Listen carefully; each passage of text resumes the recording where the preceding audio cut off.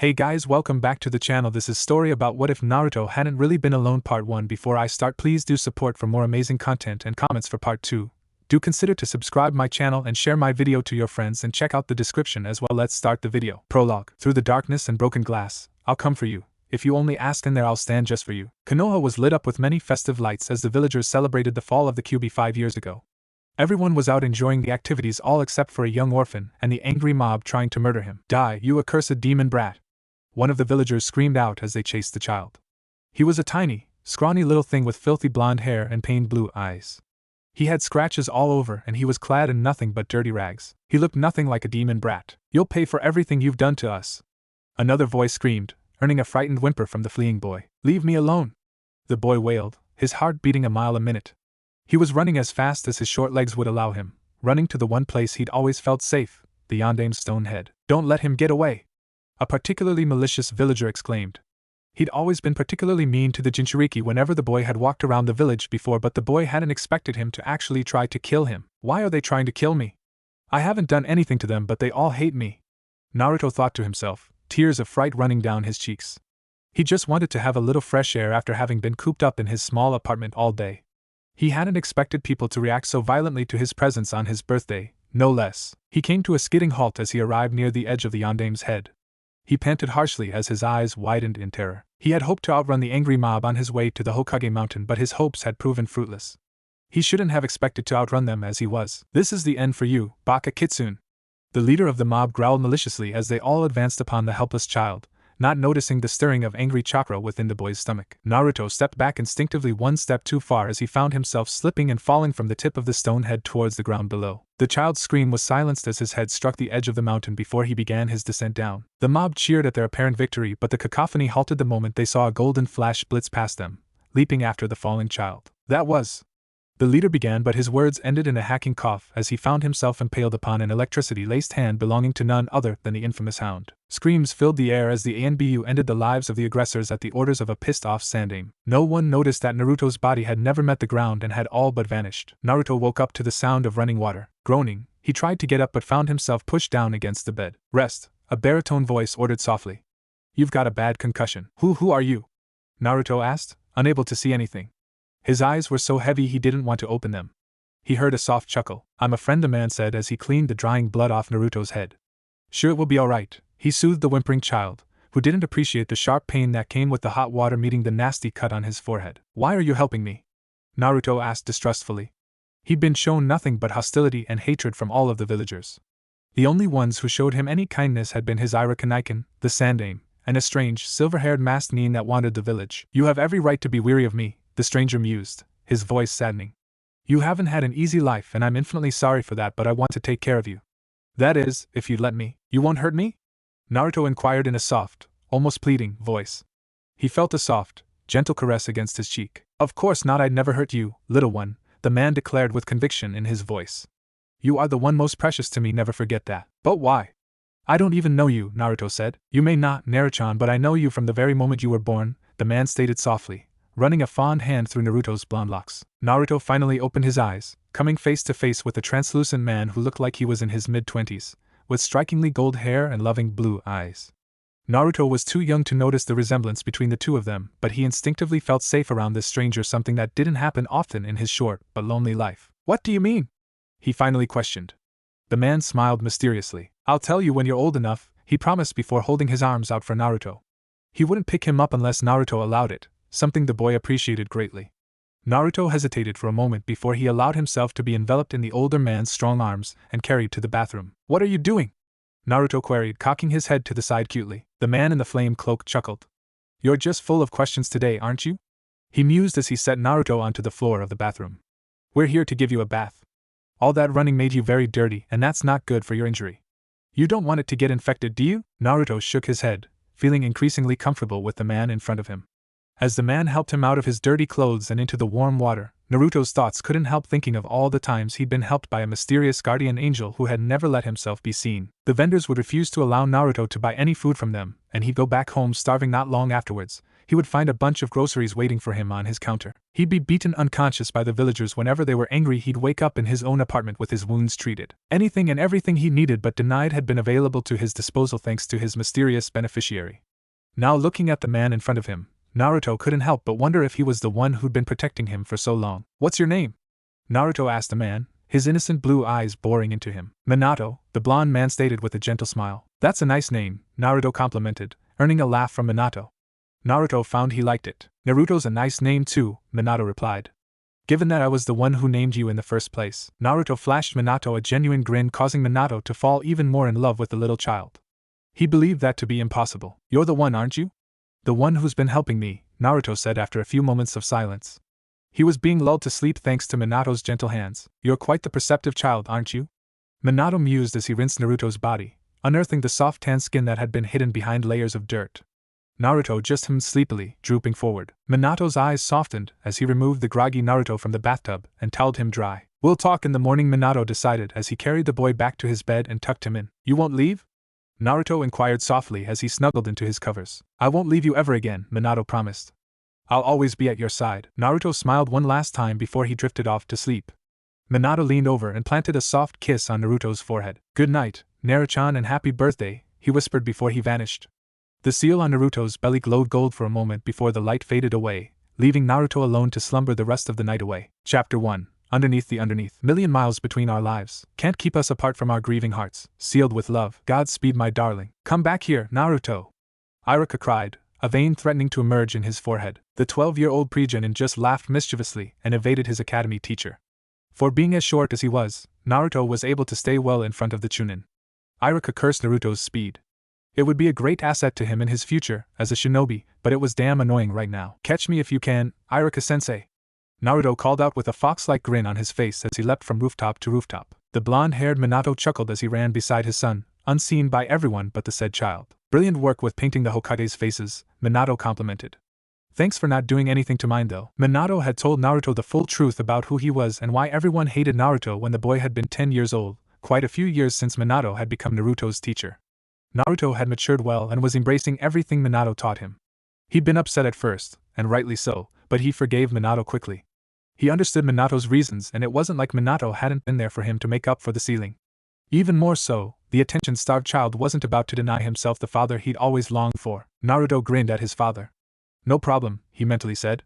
He couldn't exactly speak aloud because then people would think he was crazy, well, crazier than they thought he was already for being a so-called demon brat. "You may want to let him catch you soon. A pre-genin such as yourself, by all means, shouldn't be able to outrun a Chunin for so long," Minato said. He'd made Naruto promise to keep what he learned from Minato a secret. So Naruto had built the facade of being a total idiot. He even went as far as to wear an ugly orange jumpsuit to catch attention. Naruto pouted. "Do I have to?" he asked. Minato gave the preteen a stern look and Naruto relented. Fine. He slowed down ever so slightly and inevitably got caught by the irate academy teacher. He was deposited on the floor of his classroom, tied up. Minato faithfully settled himself in the corner of the room to observe the class. Naruto frowned in annoyance and huffed, pouting cutely. "Damn, that's adorable," the ever-doting father thought. Naruto was the center of Minato's world and he knew it. Minato showered him in love and affection every day and Naruto didn't mind it one bit. It was perhaps the one thing that kept Naruto's innocent and loving heart strong despite all of the hardships he'd face and the frustration he felt at not being able to show how strong he was. He hated hearing how everyone called him dead last and looked down on him. "Tomorrow's the Ninja Academy's graduation exam, and you've already failed it twice. This isn't the time for you to be causing trouble," Iruka scolded. Naruto just glowered while looking away. "Whatever," he said, his disinterest clearly shown. Iruka's eyebrow twitched before he turned to the class. "Okay everyone. Time for a test on the Henj no Jutsu. Transform into me," he called out, punishing the entire class for Naruto's mischief. They all groaned, sending looks of ire in Naruto's direction. He just glared back. "This is your fault," Inuzuka Kiba grumbled as they all lined up. Naruto just puffed out air in careless indifference. "Like I care," he said with disinterest. He gazed at Minato, who was smiling in amusement. "Have fun," Minato said impishly, eyes glowing with mirth. Naruto had mastered the henge when he'd been 7 years old. Now, in Minato's eyes, the boy was free to play as he wanted. He was well past the standards the academy looked for. When it was Naruto's turn, he decided to spice things up. "Henge!" he called out, but the one who appeared out of the smoke wasn't Irika. Minato smacked a hand over his red face as he watched Irika get sent back from the force of his nosebleed at the sight of the naked teenage girl standing in Naruto's place. I didn't mean that, Minato groaned. Why Naruto had decided to create such a perverted jutsu was beyond him. It did have certain value for infiltration missions, however. Baka! That wasn't what I asked you to do! The spastic Irika exclaimed once he'd recovered. He looked like he was about to have a coronary. Minato felt bad for the younger man. He usually got the brunt of Naruto's mischief. Naruto just grinned foxily. Later, after Naruto finished cleaning the Hokage's faces, Irika treated Naruto to ramen, much to the preteen's pleasure. Minato kept his distance, choosing not to interfere in the time Irika and Naruto spent together. Despite the fact that Naruto drove Irika off the wall, they were very close. Minato could see that it was the closest to a mother Naruto ever had. Minato would never say Irika was like a father, that was his position. Damn it, Naruto, why did you vandalize the Hokage monument?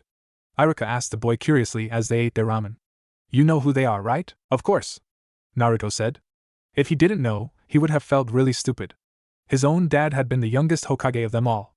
Not that he could share that information. Minato had informed him clearly that it was dangerous for anyone to know that he was his son, particularly if word got out to Minato's many enemies. While a little disappointed that he couldn't claim rights to his heritage just yet, he found himself agreeing with the logic. Besides, he wanted to be acknowledged for his own merits first before he dropped the Namake's bomb on everybody. If you know who they were, then why did you do that? Irika asked with a small frown. Simple, I plan to be Hokage and I intend to surpass them all, Naruto said with a wide, determined grin. Irika smiled softly. Naruto's strong will and determination were two of the most endearing points he had. Good luck, Irika said. It will be a hard path, you know. I know, but as they say, what's worth a prize is always worth a fight, Naruto said brightly. Well said, Minato thought proudly from where he observed them. Irika chuckled. Naruto really was growing on him. That night, Naruto and Minato discussed what was to be done at the next day's graduation exam. I think it's time, Minato said. Don't fail this one on purpose like you did the last 2 times. They're most likely going to try to get me to do that Bunshin no Jutsu again, Naruto grumbled. You've got too much chakra for that, Minato pointed out. Minato had worked with Naruto on that from the moment the boy had first entered the academy at age 6. It was still difficult, however, for Naruto to do the lower-level jutsus. Minato made up for that by teaching him the higher-level versions of some of the jutsus he'd had difficulty with. Those suited his vast chakra levels much better. Kage Bunshin should suit your purpose just fine, he said. Your taijutsu is very good as it is, considering you've embraced our family style. Your ninjutsu is excellent, the only thing you're lacking is the ability for genjutsu. But as long as you know how to dispel it, you should be fine. As a genin, I'll allow you a slight opening to reveal some of your skills, but don't do it too quickly.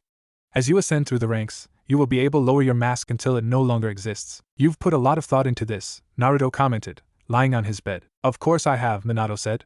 This is your future we're talking about. He hoped that Naruto's future Jounin-sensei would be one that didn't discriminate against him for the kyubi. He reassured himself with the thought that Sarutobi would never subject Naruto to a teacher like that. After the exam tomorrow, I'll teach you a new jutsu, Minato promised, immediately exciting Naruto. After that, I'll increase how heavy your weights are. Naruto pouted. It was always so troublesome when his dad forced him to wear heavier weights. Getting used to them was a pain. It was times like this Naruto was very thankful that he had the kyubi who helped heal any injury he had faster than the normal human body would have. Surprisingly, Naruto, Minato and the kyubi had a rather benign relationship. It had turned out that the kyubi had never wanted to attack Konoha. She had only wanted to live peacefully with her mate and kits, but a shinobi had bewitched her to attack. Nowadays, she saw Naruto as her own kit and doted over him as much as Minato did. Therefore Naruto had a very odd set of parents. It better be a good jutsu, Naruto said expectantly. Minato smiled. Would I offer you anything less? The ex-Hokage inquired. Naruto grinned and shook his head. He knew he wasn't ready for the 2 jutsus he really wanted Minato to teach him, the Rasengan and Hiraishin, but Minato always taught him awesome jutsus, particularly ones that worked with his wind and water affiliations. Minato had never been prouder when he found out that Naruto had embraced both of his parents' elemental affiliations. It showed just how much potential Naruto harbored. His name suited him well, both Uzumaki and Namake's. The next day, Naruto couldn't help but feel excited. He was finally going to be able to prove that he was more than the class dead last. Well, at least a little bit. He glanced surreptitiously at his father who had stationed himself behind the teachers who would be judging the pre-genins. Minato flashed Naruto a grin, one that was absolutely identical to his own, and Naruto's spirits lifted even higher. Not even the presence of the annoying team aka Uchiha Sasuke could dampen his mood. To pass this exam you have to do the Bunshin no Jutsu, Irika informed the class. Just like I predicted, Naruto thought with a sigh, frowning in annoyance as he felt someone's gaze upon him. Looks like it's your loss, Dobe Sasuke sneered. That's your worst skill, is it not? Shut up, team, Naruto spat with a glare, only to get hit on the head by an irate Sakura. Don't talk to Sasuke-kun like that, the fangirl exclaimed. Naruto hid his annoyance. The banshee really got on his nerves. What was worse was that he had to let her hit him to keep his facade up. He grinned falsely instead, noting with glee that Minato was glowering at both Sasuke and Sakura as well. But Sakura-chan, he started it, Naruto whined. He was only telling the truth. Sakura exclaimed hotly. I'll show you the truth, Naruto thought, fighting to keep his eyebrow from twitching. Troublesome, Shikamaru muttered from where he sat slumped in the back of the room. He reluctantly got up to line up with the others. Iruka felt anxious as it was finally Naruto's turn. He knew how much the boy wanted to graduate, but he didn't know if he was ready considering the boy's record with the Bunshin. Naruto just flashed Iruka a confident grin before making the seal. Kage Bunshin no Jutsu, he said gleefully, creating 4 perfectly solid clones of himself, stunning everyone. Did you just say Kage Bunshin? Iruka gaped. Naruto nodded with a smug smirk. How did you learn that? I had a good teacher, Naruto said vaguely but with a hint of pride. Minato beamed in the background. How the hell was the dobe able to do that? Sasuke gaped. The Kage Bunshin no Jutsu was an A-class kenjutsu. How could the dead last perform it? Things just got more interesting, Shikamaru thought. He'd always felt as if there was something Naruto was hiding from everyone, and it wasn't just the reason behind why the entire village seemed to hate him. He'd watched the boy throughout all of their academy years, and he'd seen times when the boy's mask of ignorance and blind happiness seemed to fade to reveal a hint of the enigma within. Not to mention that Naruto always seemed to be aware of a presence no one else could feel. He was always glancing in random directions at times. Those were the only times Shikamaru saw a real smile on Naruto's face. It was perhaps that which had convinced Shikamaru that it wasn't just some figment of Naruto's imagination that he kept drawing comfort from. Now just what or who it was that was watching over Naruto was something that Shikamaru didn't know. Iruka smiled at Naruto, proud of his achievement. Congratulations, Naruto, you pass, he said. Naruto beamed happily. Yada! He cried out and tackled Iruka into a tight hug, causing both of them to fall as the chair Iruka had been sitting on gave way. They landed with a crash, but Naruto didn't care. Iruka groaned, completely dazed, but once recovered, he only smiled at the excited child and returned the hug. I want a hug too, Minato sulked childishly before his sharp eyes caught sight of the look of pure disgust in Mizuki's eyes. His eyes narrowed. He never liked the assistant teacher. There was just something about him that rubbed him the wrong way. It would be best to keep an eye on him. After the graduation exam was done with, Naruto watched as all of the other kids, save for Sasuke, were congratulated by their parents and led home. You know, I kind of feel bad for him, Naruto mused as he watched the pale-skinned boy walk off by himself on his way home. I mean, we're both orphans, but you're still with me through odd circumstances. He's got no one. On the contrary, Naruto, he has the entire village trying to support him. He just refuses to accept it, Minato said. That's the major difference between you and him. He'll learn eventually. I guess you're right, Naruto mused as he waved goodbye to Iruka and headed back alongside Minato. He ignored the derisive looks he got from the other parents. Minato, on the other hand, was glaring at them all even if they couldn't see it. He'd known a lot of them when he'd been alive. He'd never expect them to have let him down so badly with how they treated his son. They headed for Ichiraku's first, and Naruto gobbled up his fill of ramen while Minato watched on enviously. He hadn't got to eat ramen in 12 years. He cursed his lack of a tangible body. He consoled himself with the thought that he may be able to have one for small bouts of time in the near future. He and Naruto had been working on a way to summon him properly out of the seal. With Naruto's skill with the Kage Bunshin, they were a step closer to having success. So what jutsu are you going to teach me today? Naruto asked eagerly. A wind technique, Minato said. Futon de Tapa. It will be a great asset to you in the future. It's a C rank, but that will at least allow you to use it more freely without much suspicion. Your sensei could think you picked it up from a book or something. After your revelation of knowing how to do Kage Bunshin, this won't be too much of a stretch. Cool, Naruto said, sounding fascinated. He loved the elemental jutsus his dad taught him. They all looked so cool. They were well into their training when they heard a disturbance occurring in the village. Minato's sharp ears picked up what the panicked chunin passing nearby were saying. Mizuki-sensei stole the scroll of sealing. We need to find him and get it back, Minato scowled. I knew that man was up to no good, he muttered. Sniffing the air with his enhanced senses, Naruto sought out Mizuki's scent. He's in the forest that's not too far from where we are, he informed his father. Should we go after him? Minato nodded. Don't try to engage him in battle unless absolutely necessary. Just follow him, he instructed.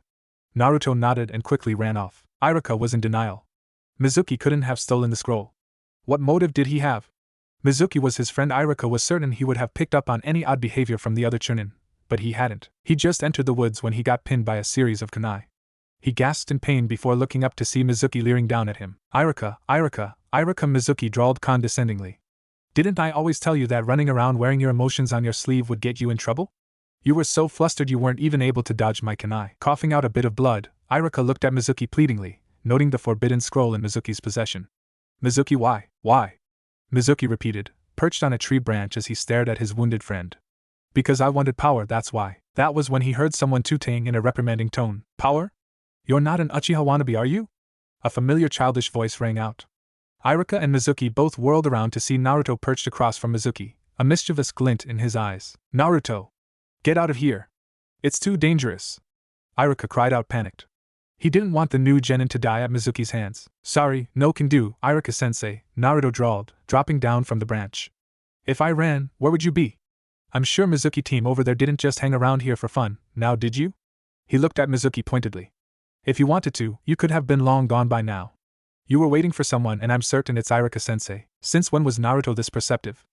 Iruka thought with a small puzzled frown. I thought I told you not to engage the enemy, Minato scolded his son. That was before he involved Iruka-sensei, Naruto said matter-of-factly. Now he's got to pay. I'm beginning to think you love him more than me, Minato grumbled. No matter the situation, he found ways to complain about the other adults that Naruto showered affection on. Stop being so needy, Naruto shot back at his dad, earning a wounded look from his father. Mizuki sneered at Naruto. For a dobe you're pretty smart, he mused, an insane glint in his eyes. You're right, I am here for Iruka-sensei. After all, I'm leaving never to return. I have to make sure no one can have my precious dolphin, now don't I? Iruka-sensei's not your precious anything, Naruto retorted, eyes narrowing in anger. Take that possessive streak of yours and go to hell, bastard. Mizuki's face turned sour. Here's another thing I've always wanted to do, Mizuki said. I've wanted to kill the accursed demon brat. Perhaps I should thank you for coming to me. Okay, that's it, Minato growled, fingers itching to take hold of a kunai even though it would be fruitless for him to even try. He was just an apparition after all. I want to kill this guy. Let me borrow control for a bit, and blow our cover sky high. Iruka-sensei's watching too, you know, Naruto protested. Let me handle it, Tusan. I'll get him for all three of us. Taking Naruto's strange silence as confusion, Mizuki decided he'd elaborate. I guess I'll just have to tell you about it, won't I? He drawled. No, don't. Iruka protested, panicked. Naruto wasn't supposed to know about the Kyuubi. You heard about how the Yondaime killed the Kyuubi no Yoko 12 years ago, right? Mizuki began. The truth is the Kyuubi wasn't killed. He was sealed. Both Naruto and Minato deadpanned at this. Here they thought Mizuki was going to tell them interesting. It looked like he was only going to share some old news. Cut the drivel, Mizuki team, I already know about the Kyuubi being in me. It's not that hard to figure out after all. There are only so many times one can be called Demon Fox without wondering why, Naruto said sarcastically. Mizuki's eyes grew outraged, seeing his plan to destabilize the so-called demon brat fail. Baka Kitsune, whether you know or not doesn't matter. It doesn't change the fact that everyone hates you, even your beloved Iruka-sensei. No one will ever love you. He spat, taking out one of his giant shuriken and throwing it at Naruto. Those words bit at Naruto. It was true, he had his father's love, but that could only take him so far. He had no friends or people to acknowledge him outside his own body. Only those in his seal accepted him. It was then that Iruka managed to dislodge himself from the kunai, and he lunged at Naruto, taking the hit for him on the back. Don't listen to him, Naruto. Iruka gasped, blood seeping out of his mouth. You and I are the same. I felt the same pain as you when I lost my parents. I did the same things you did. You must have suffered so badly. Tears began to stream from Iruka's eyes as he tried to get the words out. You're not the Kyuubi. Don't let anyone make you believe that. You're nobody but Uzumaki Naruto. Naruto's heart lightened as Iruka finally verbalized his acknowledgement. Smiling genuinely, he moved to wipe the tears away. Thanks, he said softly. It means a lot. The tender moment was cut short as Mizuki roughly grabbed Iruka by the hair and forced him away from Naruto. Iruka cried out in pain, but by this point, he'd lost too much blood to really be able to fight back. Bitch, you weren't supposed to side with the demon. Mizuki yelled out in rage as he wrenched the shuriken out of Iruka's back forcefully, eliciting another cry of pain. Since when do I comply to your orders? Iruka got out, glaring at Mizuki out of the corner of his eye. Shut up, Mizuki growled, punching Iruka and finally knocking him out. You're going to wish you hadn't done that, Naruto snarled as he straightened up. His livid father hovered behind him. Then, Minato smirked. Remember when I told you that you seemed to learn best from being in dangerous situations? He asked Naruto. Naruto smirked as he caught on to what Minato was getting at. Time to practice, Naruto thought gleefully before stealthily sending a summoned clone to retrieve Iruka, while the original started making the necessary hand seals for the jutsu he was about to perform. Mizuki was about to go on guard when 4 other clones immobilized him. As he struggled, Naruto unleashed his jutsu. Futon, Daitapa no Jutsu. Naruto called out before bringing his hand to his mouth and blowing out a large torrent of wind that sent Mizuki flying hard into a nearby tree, knocking him out instantly. Minato pouted at the results. I still think you could have been harsher with him, he said, crossing his arms. That bastard deserves it. Iruka-sensei is more important, Naruto reminded his dad, heading over to the wounded Chunin that had finally voiced his acknowledgement. That he is, Minato agreed just as the ANBU finally arrived. The Sandaime Hokage beamed as he watched Naruto through his crystal ball. The boy had come a long way in the past few years. He hid his potential, but he could clearly see it. You just may achieve your dreams one day, Yuzu. No, Namikaze Naruto, he whispered to himself. Chapter 2, Kakashi. Naruto's late, Kiba remarked as all of the new genin sat in their old classroom, waiting for their team assignments. You'd think he'd be the first one here considering how excited he'd been about becoming a genin. I still can't believe he graduated. Your lack of confidence in me is astounding, dog breath. Naruto's voice rang out from behind the hot-headed boy. Kiba whirled around in shock.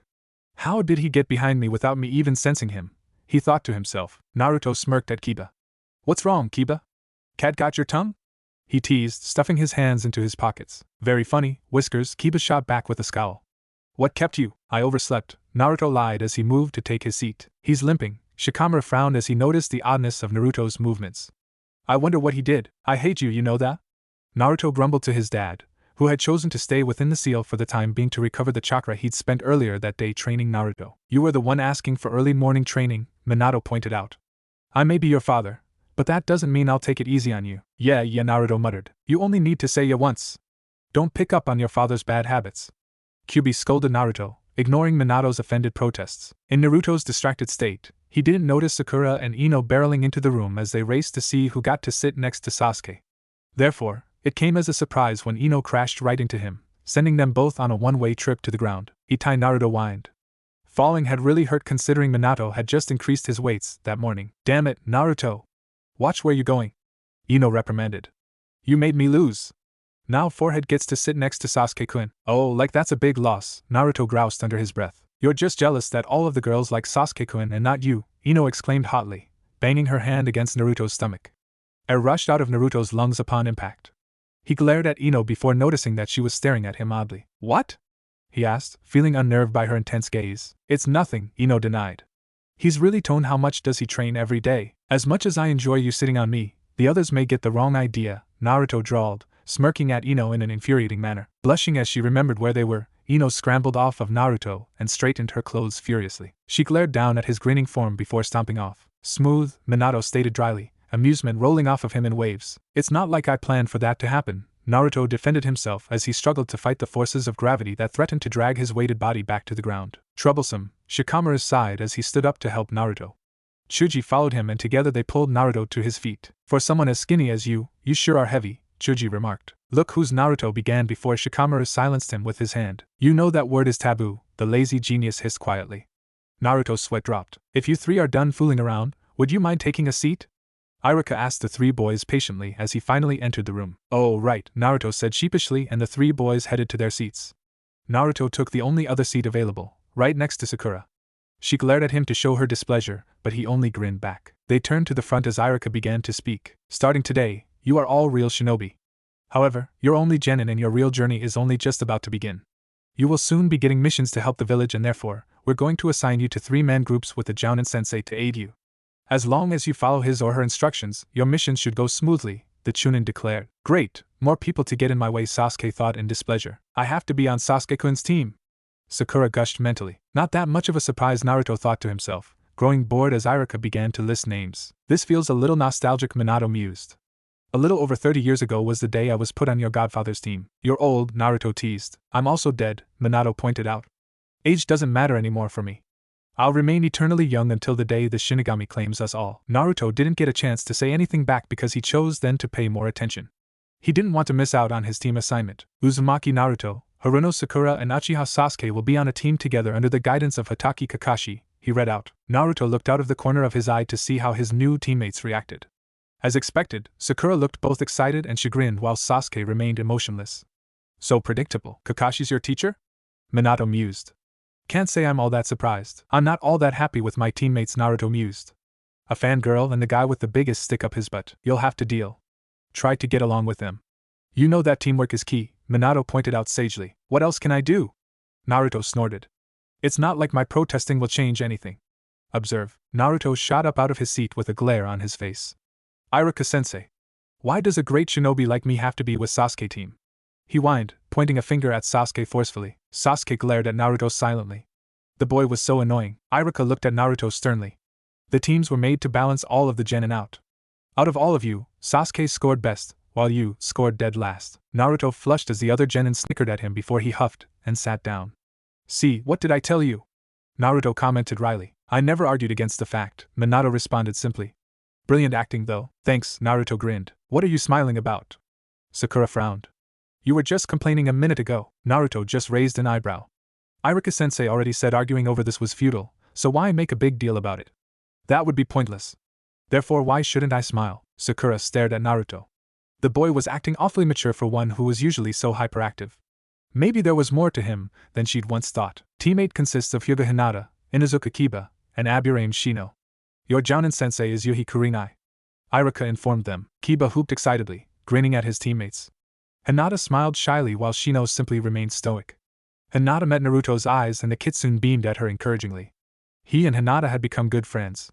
Out of all of the genin, only she was aware that he was actually hiding under a facade. Minato had been keeping an eye on her, and seeing her severe lack of confidence, had convinced Naruto to befriend her and help train her. Hinata was still very shy, but she wasn't as much of a pushover anymore. She and Naruto were like brother and sister now. Team 10 will be Yamanaka Ino, Nara Shikamaru and Akimichi Chuji. Your sensei will be Sarutobi-sama, Iruka declared. Ino groaned, disappointed with her teammates. Chuji smiled at Shikamaru, glad to be with his best friend. Shikamaru just grumbled. Troublesome. The next Ino Shikacho trio they should prove to be quite interesting once they're trained properly, Minato remarked, amused. I knew their parents, you know. I was good friends with Shikaku, Inoichi, and Shuza. I have no doubt that their kids will be as good as they were eventually. I'll look forward to that, Naruto mused. It sounds interesting enough. 3 hours later, Naruto, Sasuke and Sakura found themselves to be the only genin left waiting for their Jounin-sensei. Iruka had stayed behind with them to keep them company, and to keep Naruto entertained so he couldn't get into any mischief like he knew the boy would. He was regaling Naruto with stories of his childhood when they finally heard the door slide open. What happened next was unexpected. An intricate trap set off and the end product was a masked, silver-haired cyclopean Jounin hanging upside down from the ceiling. Naruto broke out into giggles, causing his teammates to look at him. When did you do that? Iruka exclaimed, eyes wide in shock. That's for me to know, Naruto responded with a grin. By all means, it wasn't me. That should teach my former student not to be late, Minato said smugly, having sneaked out of the seal to create the trap. I'm sorry. I didn't know he'd do something like this, Iruka apologized, releasing Kakashi from the trap. Straightening out, Kakashi gave Iruka a once-over, a spark of interest flashing in his soul gray eye. Minato was the only one who noticed it. Looks like Kashi-chan's got a crush, Minato chanted, looking like the cat that ate the canary. Kakashi's eyes turned to his new students, and he observed them. Sasuke was staring at him in stunned disbelief. Sakura looked like she was torn between reprimanding Naruto and laughing her ass off, and Naruto just smiled. My first impression of you three, I hate you, Kakashi said in an indifferent tone. Iruka winced. Meet me on the roof as an added incentive. I'm stealing your sensei. Iruka let out an undignified squawk as Kakashi shoo-shined them away. He's got it bad, Minato thought to himself. Turning to his son, he smiled. Up and at Naruto-chan. It's time to introduce yourself to your sensei. You're awfully cheerful, Naruto muttered. Hatake Kakashi, he's that strange guy who always gives me those vegetable baskets and other healthy foods. You knew all along that it was your former student helping me and you never told me who he was. Someone has to make sure you get proper nutrition, Minato pointed out. And I wanted to wait for him to introduce himself to you. I didn't know it would take this long for you to find out though. But why does he help me? Naruto pried. All those years ago, when Kushina told me she was pregnant, Kakashi had been really excited. You were going to be his little brother, after all. It's only logical that he would want to keep that bond even if he's not allowed to show how much he cares for you in public. If he did, well, it would be only one more clue that connected you to me. Are you coming, Dobe? Sasuke asked Naruto, seeing that he was simply spacing off into the distance. I'm coming, no need to be so impatient, Naruto responded, a little annoyed that Sasuke had interrupted the conversation he was having. He wanted to know more about Kakashi. When they arrived at the roof, they saw a blushing Iruka sitting next to Kakashi, who was smiling. Okay, introduce yourselves, name, likes, dislikes, goal for the future and hobbies, Kakashi instructed. Could you give us an example, sensei? Sakura asked. Fine. My name's Hatake Kakashi. My likes and dislikes are none of your business. I have no goal and my hobbies are too adult for you to hear, the masked nin declared. We only found out his name, Sakura grumbled. All right, your turn, Dolphin-chan, Kakashi grinned. Iruka blanched. But I'm not a member of your team, the teacher exclaimed, deciding to ignore the nickname. It's for the principle of things, Kakashi said before inching closer. Besides, I'm interested in what you have to say. he said, practically purring. Great, our sensei's one who couldn't detect a genin's trap and is more interested in getting into our former sensei's pants, Sasuke thought, unimpressed. Flushing, Iruka scratched at the scar on his nose sheepishly. Well, my name's Yumino Iruka, I like my students and ramen. I dislike anyone who tries to hurt my students and those who don't do their mission reports properly. My goal is to see all of my students become great shinobi, and my hobbies include reading and spending time with my precious people. You're very dedicated to your students, Kakashi mused. That's admirable. Thank you, Iruka said, a little embarrassed. Okay, Pinky, it's your turn. My name is Haruno Sakura and I like giggle. My goal is another giggle. My hobbies are a look and a giggle, and I dislike Naruto. Sakura exclaimed. Great, a fangirl, Kakashi groaned. He eyed the wounded look on Naruto's face and felt the slightest sympathy for the boy.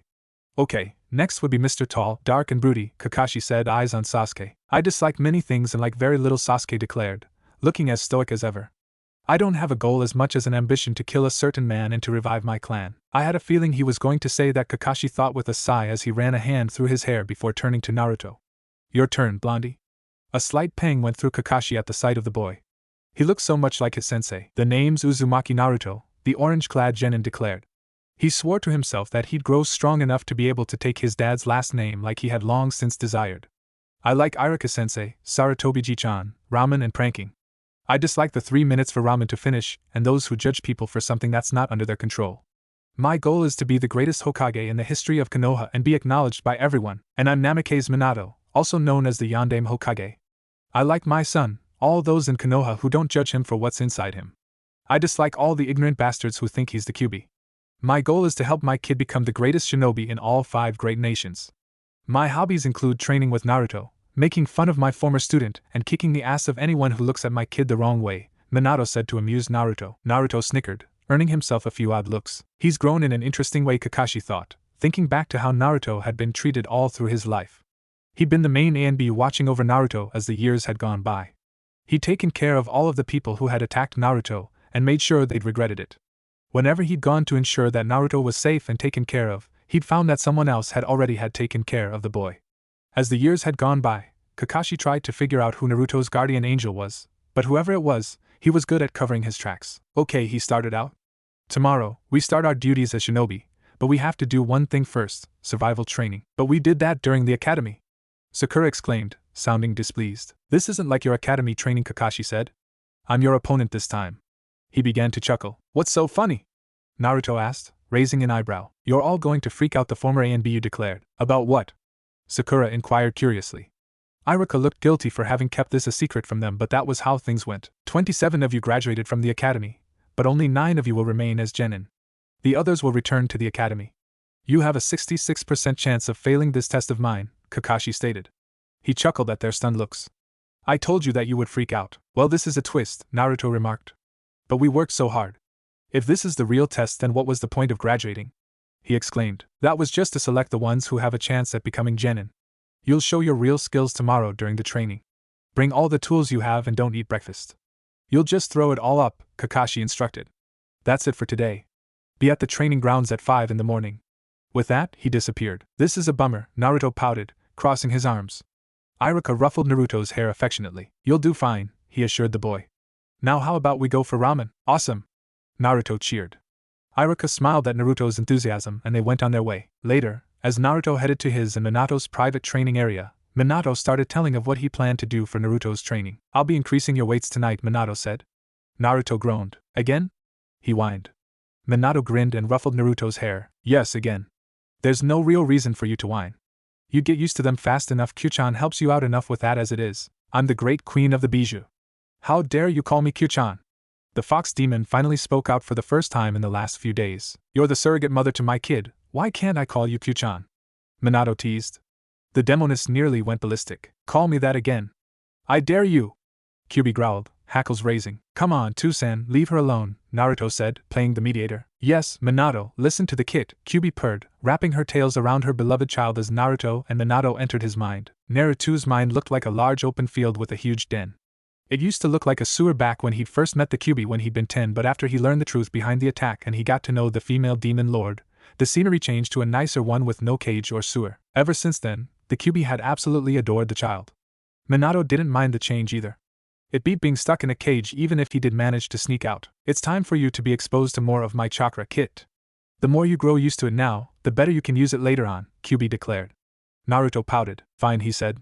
He understood the value of getting accustomed to the Kyuubi's chakra, but it burned a human body could only handle so much demonic chakra at one time. That's my boy, Minato said, ruffling Naruto's hair. He was eager to see how his son would fare against his former student. He wanted to see if Kakashi would be able to look past Naruto's mask or be as blind as everyone else. Chapter 3. Naruto groaned as he woke up. Minato and Kyuubi had worked him hard the night before. His muscles were sore and he felt so much heavier thanks to the increased weights Minato had forced on him. No matter his complaints, he was thankful for his dad training him.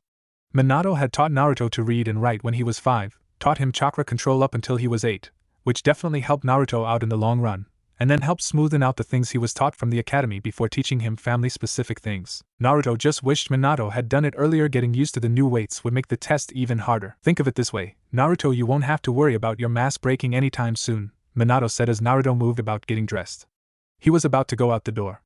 Hold it right there, young man. Naruto frowned at Minato's stern tone. He turned back with a quizzical look. What is it? He asked. You still haven't eaten any breakfast, his dad said, crossing his arms. Now come back and eat. But Kakashi-sensei told us not to eat, Naruto said, sounding puzzled. You won't amount to anything if you have nothing in your system, Minato said. No son of mine goes to take a test without the proper preparation. That includes a good meal. Naruto frowned but complied. Fine, but it's your fault if I get in trouble because of it, he stated before settling down. Yeah, Minato said, waving a hand dismissively. You only need to say yeah once. Kyuubi exclaimed, sounding a little irritated. Yes, dear, Minato said sarcastically. I swear she acts like Kushina. Naruto giggled in amusement before gobbling his breakfast down before heading out the door. Minato followed him dutifully.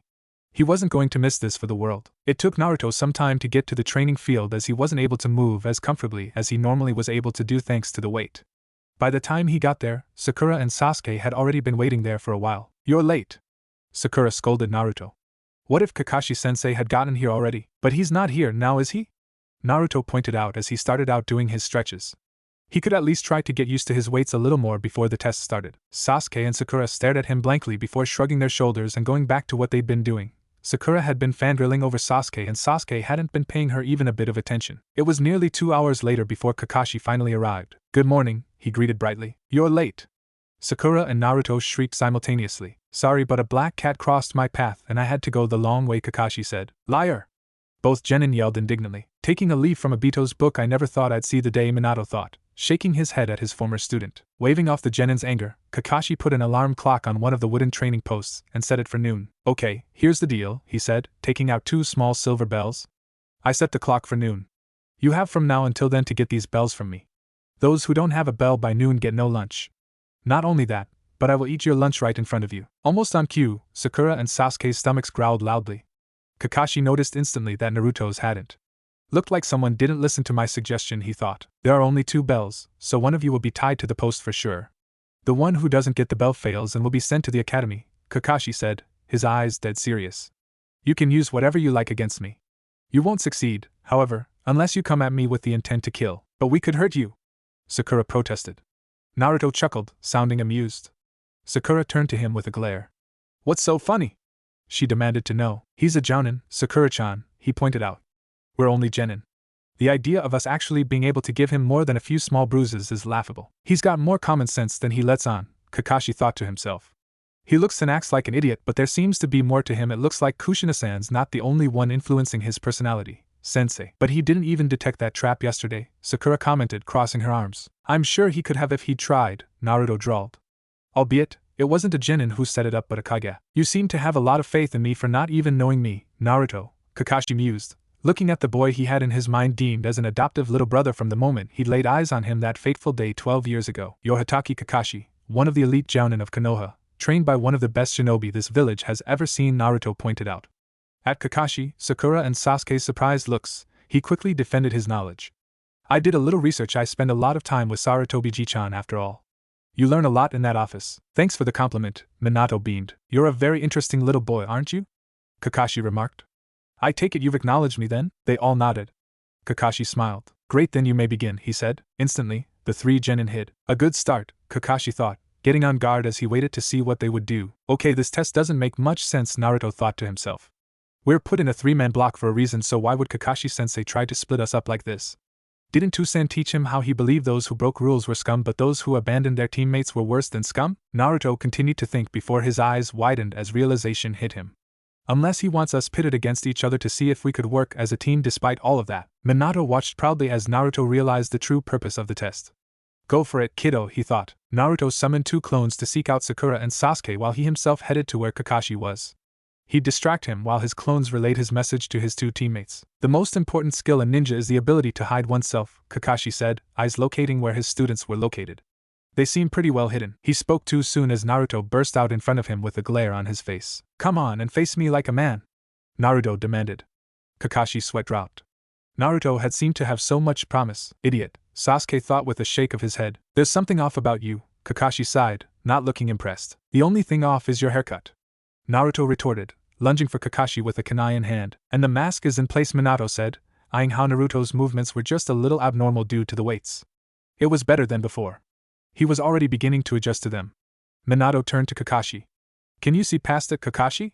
Can you break his facade? Naruto saw Kakashi reach into his weapons pouch and skidded to a halt, growing weary. What was he going to take out? Shinobi lesson number 1, Taijutsu. I'll teach you about it, Kakashi stated, looking calm. Naruto froze. What did anything in his pouch have to do with taijutsu? He all but face-faulted when he saw Kakashi take out an orange book with a red mark on the back. The title read Ika Ika Paradise. Minato's eyes flashed. Kakashi was going to read that smut in front of his kid. What's wrong? Aren't you going to attack me?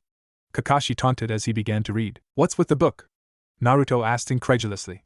He's underestimating me, but then again, that's exactly what I want everyone to do. I just want to know what happens next, Kakashi said. It won't be much of a big deal while dealing with you guys. I'm going to kick your ass. Naruto screamed out in real irritation. Who did Kakashi think he was?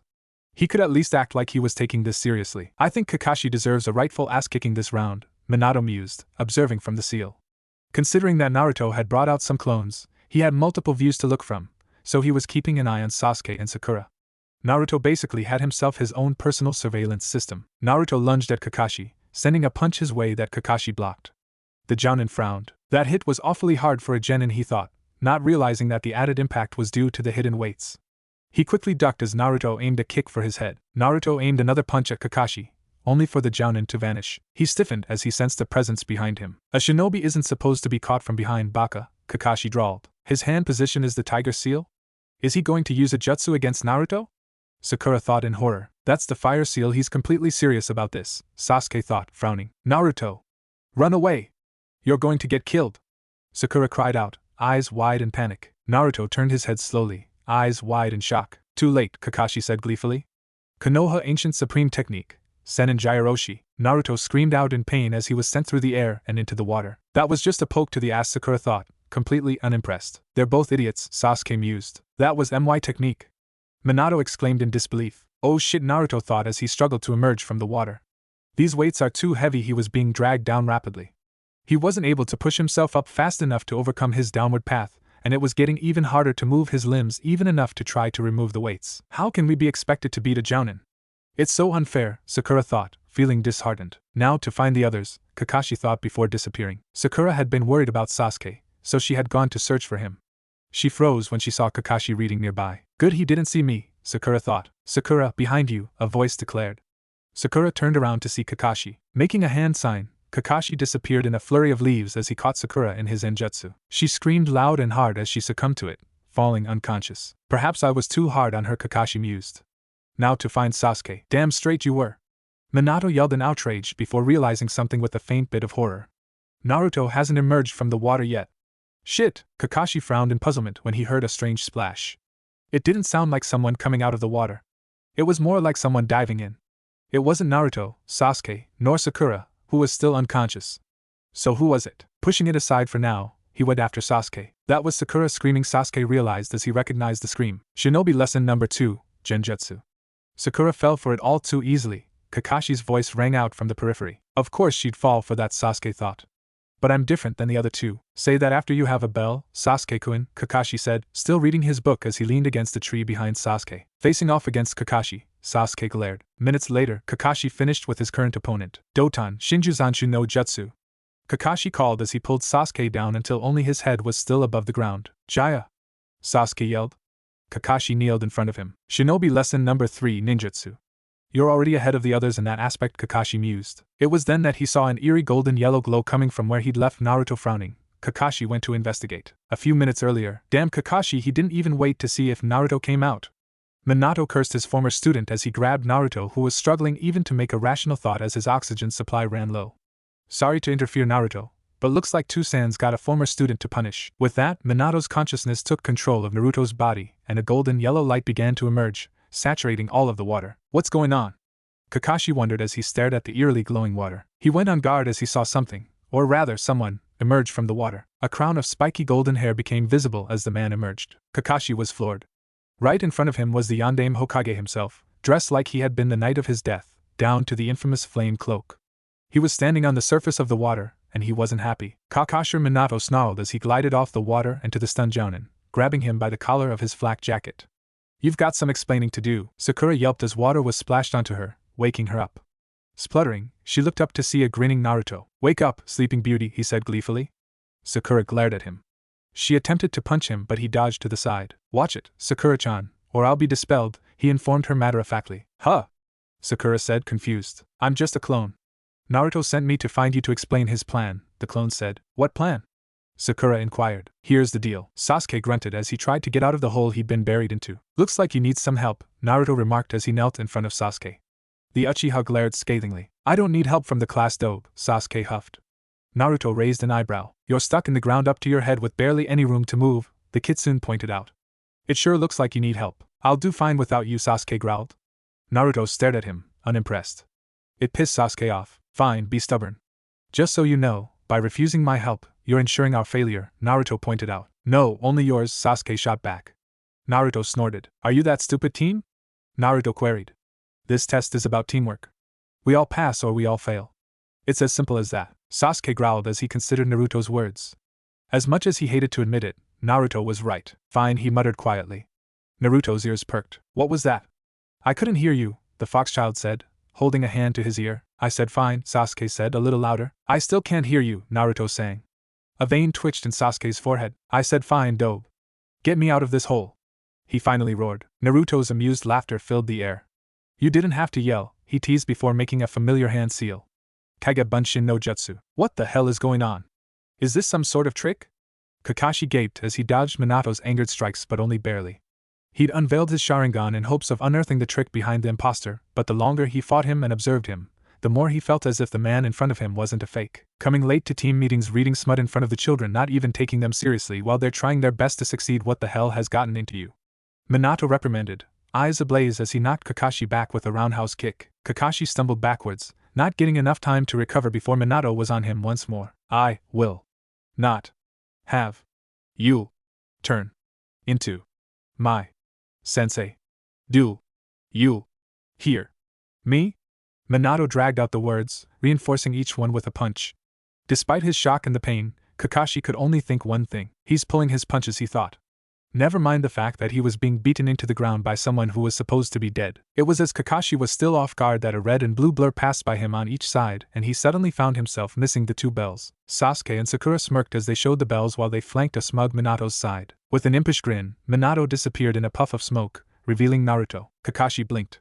That entire scenario had been Naruto's doing? We won, Kakashi-sensei, Sakura said with a bright smile. Kakashi turned to Naruto. Impressive henge, he remarked. I hadn't even detected it. Your acting was impressive too, for someone who has never met the Yondaime Hokage before. Hey, the Yondaime Hokage is my idol. I know everything about him, Naruto said. Including that he's my dad, but you don't need to know that I know that. Running a hand through his hair, Kakashi had the grace to feel foolish for having gotten caught in such a trap. Minato had just seemed so real, and his Sharingan hadn't detected any signs of it merely being a disguise. Seems you're hiding more than just a Kyuubi, Naruto, Kakashi thought. He then smiled. Congratulations, you all pass. Even Naruto? Sakura blinked, seeing as Naruto didn't have a bell. Kakashi nodded. Yes, even him. He did most of the work after all, he pointed out. Sakura had the grace to look sheepish. Naruto could have grabbed a bell from me at any time while he'd had me off guard with that unconventional disguise of his, but he didn't. He created an opening so that you could get the bells. If that's not a sign of what true teamwork is, then I don't know what is. So the dope was right, this test had been about teamwork, Sasuke thought, eyes falling on the smiling kitsune. I might have underestimated him this time, it won't happen again. Granted, your teamwork could still use some tweaking, Kakashi stated. Sasuke, You didn't even try to work with the others, believing them to be beneath you. Sakura, you were too worried about Sasuke to even pay attention to Naruto, who was closer to you. You didn't even think to help him when he looked to be drowning. Sasuke just HN'd while Sakura looked ashamed of herself for her mistake. You banded together in the end, which is what redeemed you, the Jounin declared. When going on missions, your teamwork is key. The quick way to failure is thinking that you can only depend on yourself. I used to be just like you, Sasuke. I didn't care about my teammates as long as the mission was completed. I ended up regretting those thoughts. Individual play that disrupts the mission will only put your other teammates in danger. A wise man once told me, those who break the rules and codes of the shinobi world are trash, but those who don't take care of their comrades are lower than trash. Those were the words I was waiting for, Minato said gleefully, crossing his arms. I taught him well. Well, Obito played a major role in his change of heart too. Perhaps more than me. Who's Obito? Naruto asked his dad curiously. I'll tell you later, the former Hokage declared. Kakashi smiled at them. As time goes on, your ability to work together will get better. As long as you're able to realize its importance, and put aside your personal reservations, I think you three will work together just fine. Meet me at the bridge tomorrow at 5 in the morning. Starting from tomorrow, we will start our missions as a team, the copy ninja declared. Naruto and Sakura cheered while Sasuke merely smirked. As they were leaving together, they noticed Iruka coming their way, looking nervous. Kakashi smiled and was about to greet the cute Chunin when a blonde ball of energy passed by him and tackled the poor teacher. Iruka-sensei, Iruka-sensei? Guess what? Naruto exclaimed childishly, snuggling into the surprised man's lap. What, Naruto? Iruka humored the excited child. We passed. Naruto cried out, waving his arms around wildly. Kakashi had been silently cursing Naruto for stealing Iruka's attention away, but the sudden brightening of Iruka's expression made it all worth it. Damn, he was adorable when he smiled. That's great, Iruka said. Congratulations. Any, can we go for ramen? Naruto begged Iruka, stars in his eyes. Iruka grinned. Of course, he conceded before turning to the others. You're all welcome to come if you'd like. I'd be delighted to, Kakashi said, not missing a chance to be near Iruka. He turned to Sakura and Sasuke. See this as time for you guys to get to know each other better. I'm certain there's a lot for you three to discuss. Sasuke said, conceding.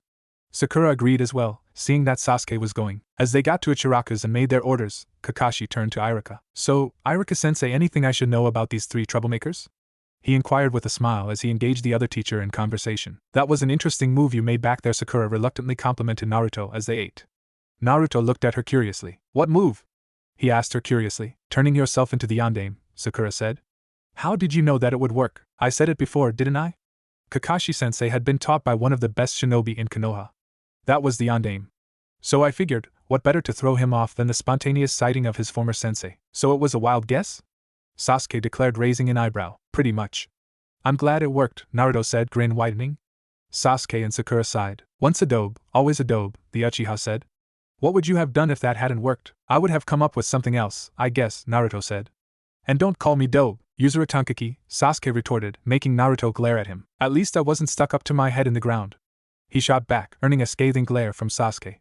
Naruto paid it no mind as he turned his attention back to his precious Iruka-sensei, regaling him with the story of how they'd passed Kakashi's exam. Minato observed them silently, not interfering.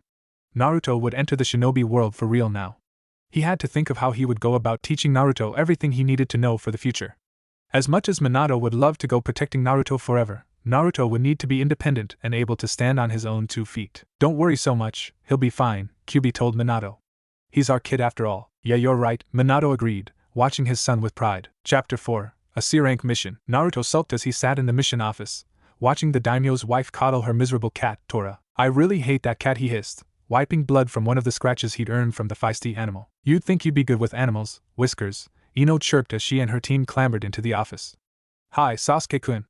The blonde Kunoichi winked flirtatiously at Sasuke, who just groaned in frustration. Shikamaru and Chuji rolled their eyes while Sakura seethed at Ino's presence. He is, just not cats, Kakashi inserted, ignoring the potential fangirl clash that was threatening to occur. You should have seen the foxes. The babies clung to Naruto like he was their mother, and the adult males followed him like lovesick puppies. The amusement in his eye irritated Naruto. I'll get you for this, the Kitsune muttered under his breath, crossing his arms as everybody laughed. It's not like it's my fault I have a vixen sealed inside my body. Minato began to chuckle nervously. That's mine, actually. Way to make me feel unwanted, Kyuubi grumbled. Ma, you know we love you, Kyu-chan, Minato said in a comforting tone. Tusan wants Kyu-chan to be my new Ka-chan. Naruto teased, enjoying how flustered Minato became. Naruto-chan should help his Tusan out and keep his mouth shut, the yondaime bit out, sweat dropping. Naruto-chan should keep on talking, Kyubi stated in a teasing voice. Naruto was distracted from his internal conversation when he was forced to dodge an irate Sakura's fist. What?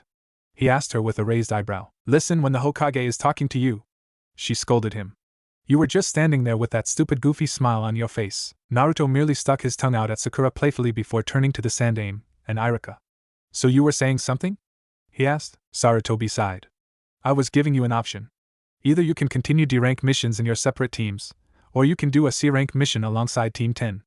Which do you prefer? The C-rank, was Naruto's instantaneous response. Considering the others have also agreed on this path, there are 2 missions you can choose from, Irika informed the 2 teams. The first mission consists of you escorting a man back to Nami no Kuni and help him complete his bridge he's building. The second would lead you to escorting a caravan to Tsuchi no Kuni. No! The Sandaime and Kakashi exclaimed together in a rather vehement tone. Irika, Sakura, Sasuke and Team 10 looked at the 2 of them with puzzled expressions. Is there a particular reason why you refuse to go to Tsuchi no Kuni? Asuma inquired, considering Kakashi's history with the Wagakure. It would be best for all of you to avoid going there, the Sandaime explained. There's more to it than that, Shikamaru thought with a frown. He'd seen how both the Hokage and Kakashi's eyes had flickered to Naruto. Naruto was part of the equation, but how? So you'll take the mission to Nami no Kuni? Sarutobi asked. Kakashi and Asuma nodded. Then I'll invite your client into the room. A drunken old man stumbled into the room, cradling a bottle of sake. He stared at the 2 teams, not impressed. 2 adults and a bunch of brats. I feel safe already, he said sarcastically. This is the carpenter, Tazuna. You know what your mission entails. Prepare for it accordingly. You have until tomorrow morning. I suggest you all try to get used to each other to some degree. If your teamwork is flawed, it's a recipe for disaster, the Sandaime stated. Like he needs to preach about teamwork. It's not like we haven't learned our lesson when it comes to that, Sakura grumbled as they all trudged out of the mission office. Well, perhaps if you actually showed signs of acting like a good team, he wouldn't have to keep preaching it, Kakashi pointed out. You're better than you were during the Genin test, but you 3 still need to learn how to work together. Now you have more comrades that you will have to work alongside, so you better shape up. I would gladly try if it wasn't for the fact that Sasuke just refuses to get that stick out of his ass and collaborate with us, Naruto grunted. That stupid pride of his makes him think he's better than us. Don't talk about Sasuke-kun like that. Both Sakura and Ino screamed, pounding their fists into Naruto's head as punishment. Itai Naruto whined for effect. It hadn't hurt as much as it could have as he'd softened the impact with his wind, just enough to keep it from knocking his lights out but not enough for the 2 kunoichi to notice it. Why do you rile them up like that, Naruto? Shikamaru asked, raising an eyebrow. You know insulting their precious Sasuke-kun is only going to lead you to getting hurt. It's not my fault that they can't handle the truth, Naruto snorted as he continued to walk through the village. Shikamaru shook his head before noticing the looks of hatred that were directed towards Naruto. He had always wondered what Naruto had done to earn such universal dislike directed towards him, but no one would tell him. It was up to him to find out, but the answer continued to elude him. For a while, Shikamaru had passed it off as too troublesome to look into. The last thing he needed was to have his attention focused on the equally troublesome blonde who was more trouble than he was worth. What puzzled him the most, however, was how Naruto could keep on smiling despite facing such open hostility, not to mention why Kakashi, who had only been Naruto's teacher for a month or so, was intimidating the villagers who dared look at the kitsune the wrong way with a chilling glare. Why was the infamous copy Nin so protective of Naruto of all people? It just didn't make sense. I didn't think you would care this much about your students so soon, Kakashi, Asuma muttered quietly to Kakashi, so that the genin couldn't hear him. He too had noticed the oddity in Kakashi's behavior. Naruto is precious to me, Kakashi admitted, eye turning cold as he stared at the blind villagers. Quite a surprise.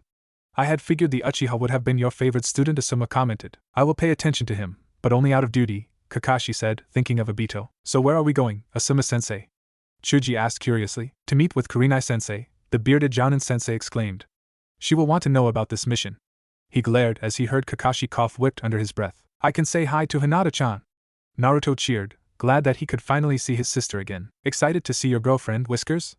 Ino teased. She's not my girlfriend, she's family, Naruto countered Ino's assumption. Making up your own family, dope? Finally got sick of not having one? Sasuke drawled, earning a vicious glare not only from Naruto but from Kakashi as well. Just because you like to brood over your last family, and refuse to accept anyone else and to fill that hole you call your heart doesn't mean that you have to ruin everyone else's chances for a family, Naruto declared.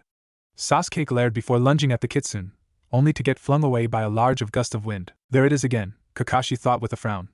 That hadn't been Naruto's chakra that had repelled Sasuke's attack, nor was it the Kyuubi's, but it felt familiar nonetheless.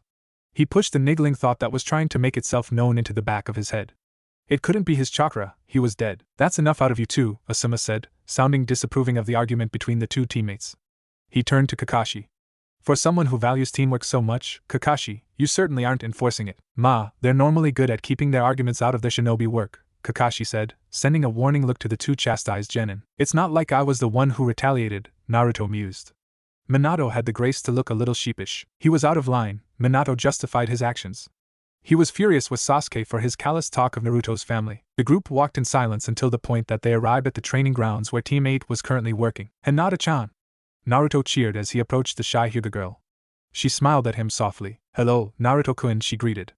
Naruto had helped her overcome her stuttering problem during the years they had known each other, but she was still a little too shy for her own good. He intended to change that. Guess what?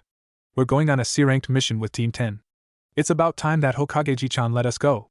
The kitsune cheered. That's great, she said with a smile, happy for her friend. Why does she talk so easily with him and not us?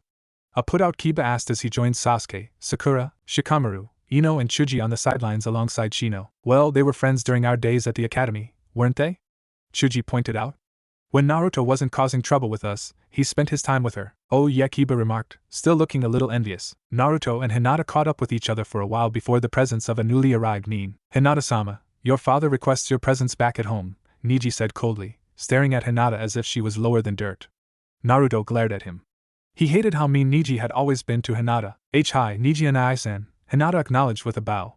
She bid everyone goodbye before leaving with her cousin. Who was that? Sakura asked curiously. He was kind of cute. Hyuga Niji, Hinata's cousin. He's never been really nice to her, Naruto said, still glaring after the cold boy. He's still not over the Kumo incident, Minato mused. Both he and Naruto were well aware of what had happened that fateful day, considering that they had attempted to take Naruto away from the village as well. If you're all done socializing, I'd suggest you start getting ready for our mission. We'll be away from the village for a while, Asuma said. The 6 genin nodded, said goodbye to Kurenai, Kiba and Shino and headed off to their own separate homes. It was nice to see Hinata again. It looks like she's learning a lot under Kurenai's eye, Naruto said, sounding pleased. It was nice to be around the one person who knew that he was not the idiot everyone perceived him to be. He'd grown tired of having to live a lie. So it would seem, Minato agreed. You should prepare for the mission. Considering this will be your first time out of the village, you should be weary. You worry too much, Tusan, Naruto sighed with a shake of his head. With good reason. You have a lot of enemies out there, Minato remarked. Naruto snorted. I've just become a genin and I've already got so many enemies? He scoffed. Well, not only are you the Jinchuriki of the Kyuubi, but you are my son as well. If anyone was to learn that, Minato began, then I'd be in a shitload of trouble. I know, Naruto drawled. I'll be careful. I know you will, Minato agreed. But anything can happen during a mission. We'll just have to be ready for the worst, now won't we? Naruto responded. You're not even worried. I should have expected that, Minato remarked with a shake of his head. You should have, Naruto agreed. Minato just ruffled his hair. I've got something for you, he commented. Naruto's eyebrows rose in interest. You do? He asked. What is it? Minato smiled before a 3-pronged kunai dropped in front of Naruto, completely solid despite having originated from a spirit. Consider it a promise, Minato commented. Do well in this mission and I'll start training you in the Hiraishin. Granted, it will take a long while. Your body isn't yet prepared to handle the Hiraishin. Even with how quickly you learn things, it will be difficult. Naruto beamed at his father, eyes shining with excitement. I can handle anything you throw at me, Tusan, he said. That's what I'm counting on, Minato responded. Let's go. Naruto cheered the next day once everyone had met up in front of the gate to the outside of the village. What are you so excited about, Do? Sasuke asked with a frown. I've never left the village before, Naruto exclaimed, looking left and right. I can't help but be excited. Am I really safe with this brat? Kazuna hissed under his breath to Kakashi. He didn't look very convinced of Naruto's battle prowess. Asuma and I are both jounin. You are quite safe, Tazuna-san, Kakashi encouraged the drunken bridge worker. Naruto just glared at Tazuna, miffed before continuing to walk. Weird, I was so sure he would have spazzed out, screaming about becoming Hokage and all of that, Ino thought, surprised by Naruto's self-control. So did you guys learn anything interesting yet? Chuji asked as they all walked away from the village. Not really. Kakashi spends a lot of time training Sasuke though, Naruto drawled. I'm still annoyed by that, Minato admitted before smirking. Then again, it doesn't matter. You've got the better sensei as it is, cocky aren't you? Kyuubi sneered without malice. Hey, I've got every right to be, Minato shot back with a smirk. Careful, Tusan, you're beginning to sound like an Uchiha, Naruto teased. Minato looked affronted. Take that back, brat! Minato exclaimed, materializing and proceeding to chase his hysterical offspring around the place. Is he alright? Tazuna asked Kakashi, raising an eyebrow at the boy who seemed to be running around for no reason. He looked to be suffering from ADHD. Don't worry, he's just being Naruto. It's perfectly normal, Kakashi said, eyes gleaming with mirth at Naruto's bright attitude. Stop being so immature, Naruto. Sakura exclaimed, ashamed by her teammate's behavior. She aimed to punch him but found her efforts blocked by a mysterious wind that appeared out of nowhere. It cushioned the blow enough that Naruto was only pushed off his feet. Shikamaru's eyes narrowed. That's the second time today that wind has saved Naruto from injury. Now is it Naruto himself that's producing it or someone else? He thought. What did you do that for, Sakura-chan? Naruto pouted. You were making us look bad, Sakura glowered. Why can't you be more like Sasuke-kun? Not everyone wants to be an emo bastard, Naruto grouched, dodging both Sakura and Ino's indignant swipes. Why do you bait them? It's so troublesome, Shikamaru sighed as Naruto settled in between him and Chuji. Simple, I'm waiting to see when they'll outgrow their fangirl tendencies. From what I see they have a long way to go, Naruto said. Don't you have a crush on Sakura-san? Chuji asked Naruto curiously. No, not really, Naruto shrugged. Then why do you flirt with her? Shikamaru asked with a raised eyebrow. Naruto grinned foxily. Just for fun, he said impishly. Shikamaru smirked. Naruto never ceased to amaze him. That's when Sakura started asking Tazuna about Nami no Kuni and Kakashi, and Asuma began to explain to them about the 5 great nations and the Kages. Hokage-sama, is that good? Ino asked in surprise. Asuma nodded, thinking of his father. He's held the longest time than all 4 of our beloved Hokage. He was trained by the Shodame and Naidame, and trained the 3 legendary Sannin, Jiraiya, Tsunade and Orochimaru. He was known as the Professor when he was young because he knew every jutsu in Konoha, he explained. If you think he's impressive, you should have seen how strong the Yondaime Hokage was, Naruto said, beaming. Sensei was quite impressive. Even as I am today, I would have had no hope of defeating him in battle if he was still alive today, Kakashi said, his eye gaining a far-off look. You better stop talking about him before Mina-chan gets a swelled head, Kyubi remarked, sounding quite amused. Mina-chan? Minato repeated, his nose scrunching up in displeasure. Sounds like a girl's name. Welcome to how I feel when you call me Naruto-chan, Naruto said, feeling no pity for his father. Minato just pouted. As they walked and chatted, they passed by a puddle, but only Minato, Kakashi, Asuma and Shikamaru noticed the oddity of it. As they walked past it, 2 black-clad figures appeared out of it, wrapping shuriken-covered wire around Asuma and Kakashi, tearing them apart in front of the shocked Genin's eyes. 2 down, the 2 Nin intoned together. Kya! Sakura and Ino exclaimed in horror at the graphic sight. Naruto remained stunned for a moment before he sensed both the rogue Nin behind him. 3 down, they whispered simultaneously. Eyes wide in surprise, Naruto was quick to retaliate, surrounding himself in a wind barrier before Minato punched the 2 Kiri-nuke Nin away from his son. His wind acts like it has a mind of its own. Not even Asuma-sensei's acts like that, Shikamaru thought as he observed Naruto, moving quickly to immobilize the rogue Nin using Kage main no jutsu. He only caught one of them. The other lunged for Tazuna. Ino and Sakura leaped in the way, trying to protect him. Sasuke butted in at that moment, tackling the nuke Nin to the ground and engaging him in a taijutsu battle. Someone do something soon. I can only hold this guy for so long, Shikamaru grunted. Futon de Tapa. Naruto cried and the gale of wind knocked the Nin Shikamaru had just released into a nearby tree with a sickening crack. There was a grunt from behind Naruto, and everyone looked to see that Kakashi had knocked out Sasuke's opponent. Asuma was leaning on a nearby tree lazily. Ino and Sakura stared at the 2 Jounin senseis in shock. We thought you died, they chorused together. You don't think that would have been enough to defeat us, did you? Kakashi asked. You have such little faith in your senseis. Well, how were we supposed to know any better? Ino grumbled. Well, they are Jounin, Naruto pointed out. That's not just an empty title. Oh, be quiet, Whiskers, Ino exclaimed. Stop acting like such a know-it-all. You were the dead last of the academy. This dead last did more than you did to defend us, Naruto huffed. That you did, Kakashi agreed. I wasn't aware that you knew an elemental jutsu like that, Naruto. When did you find out your elemental affinity? A while ago. I haven't really been hiding it, Kakashi. The wind's been protecting me from everything, if you recall, Naruto pointed out. That's right, Kakashi realized. A wind affinity just like his father. A wind affinity is a rare one, Asuma mused. Not many would be able to teach you how to use wind-style jutsus. Other than me, the only other wind user in Konoha had been the Yondaime Hokage himself, and he's been dead for nearly 13 years as all of us know. I've been learning from scrolls, Naruto lied. Once I learned that wind was my affinity, I was quick to try learning how to use wind-style jutsu. Since when has Naruto ever learned from scrolls? Shikamaru thought to himself with a small frown. Now that you're finished interrogating Naruto about his newfound skills, Sakura said impatiently. Can you tell us who these guys are? The Demon Brothers. They're Nuke Nin from Kirigakure, Asuma explained. We knew they were there the moment we noticed a puddle on a sunny day like this. We let them believe we were dead so we could observe who their target was, us or our client. Kakashi stared at the sweating Tazuna gravely. I think you haven't been completely honest with us. I knew this mission was going to get nasty. It would be just your luck, Minato humphed. Seems exciting to me, Naruto shot back, eyes wide in excitement. That's what I'm afraid of, Minato muttered. Chapter 5, Zabuza. Tazuna, Sasuke, Naruto, Shikamaru and Chuji sat in the boat heading for Nami no Kuni while Kakashi and Asuma walked on water with Sakura and Ino on their backs, respectively. Now Naruto could have water walked as well, but he'd already displayed enough odd abilities for the day. Kakashi and Asuma were suspicious enough as it was. Tazuna had just finished telling them about Gato and his tyranny against Nami no Kuni, guilting the shinobi into staying beside him. They will send more dangerous shinobi after you now that they know that the demon brothers failed, Minato mused. Such a dangerous situation for your first mission out of the country, this is virtually A-class. Oh, stop grumbling, Minato. Kakashi and Asuma are still here, aren't they? They should be more than enough. If it still gets out of hand, there's you, Kyuubi drawled. Oh yes, not only would I expose Naruto to his companions, but I'd scream to all the nations that I'm still alive, Minato shot back. I was only dishing out possibilities. I can always come out and have some fun. You haven't let me have any, Kyuubi said, eyes gleaming. She was longing for some freedom. We'll see, Minato decided. Thank you for trying to plan out my mission, Naruto quipped, sounding amused. Minato and Kyuubi had the grace to look sheepish. Naruto returned to attention when he saw someone snapping their fingers in front of his face. Geez, Naruto, the least you could do was pay attention. We're already in Nami no Kuni, and you're stupidly staring off in space. Sakura snapped. I don't gripe about you and Ino drooling over Sasuke team now, do I? Naruto countered. So why don't you give me the same courtesy and leave me to my thoughts? Sakura opened and closed her mouth, not having expected the smart-ass statement coming from the guy who'd supposedly had a crush on her. Ino was about to make a comment when Shikamaru groaned. If you guys haven't noticed, we're supposed to be lying low.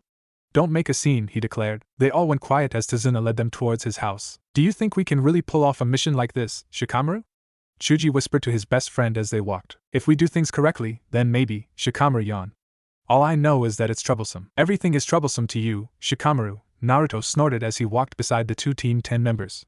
Shikamaru just rolled his eyes. What's most troublesome is you and that strange wind of yours, the shadow user grumbled, noting how Naruto stiffened ever so slightly. I don't see how it's strange, Naruto murmured, not quite meeting Shikamaru's eyes. It's almost sentient, Naruto.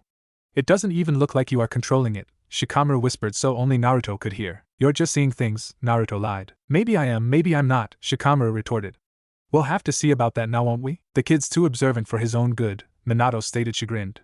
We'll have to be careful around him. Yeah, rather unnerved, Naruto responded. Naruto detected movement nearby and sent a kunai into a nearby bush, startling everyone. Damn it, Naruto! Don't waste your weapons! You scared us! Sakura scolded. Something's there, Naruto defended himself. Frowning, Kakashi went to investigate, and he saw a frightened white rabbit underneath the kunai. It's just a rabbit, idiot, Sakura spat out, rolling her eyes. A white rabbit? At this time of year? Minato frowned before he heard the sound of something whistling through the air. Duck. Kakashi and Asuma pushed Sakura and Ino down, Sasuke tackled Tazuna, Shikamaru pulled Chuji down and Minato shielded Naruto, sending the spinning sword that had come at them flying away into a different direction. The Jounin were quick to get on their feet to see a man with bandages covering his mouth and nose.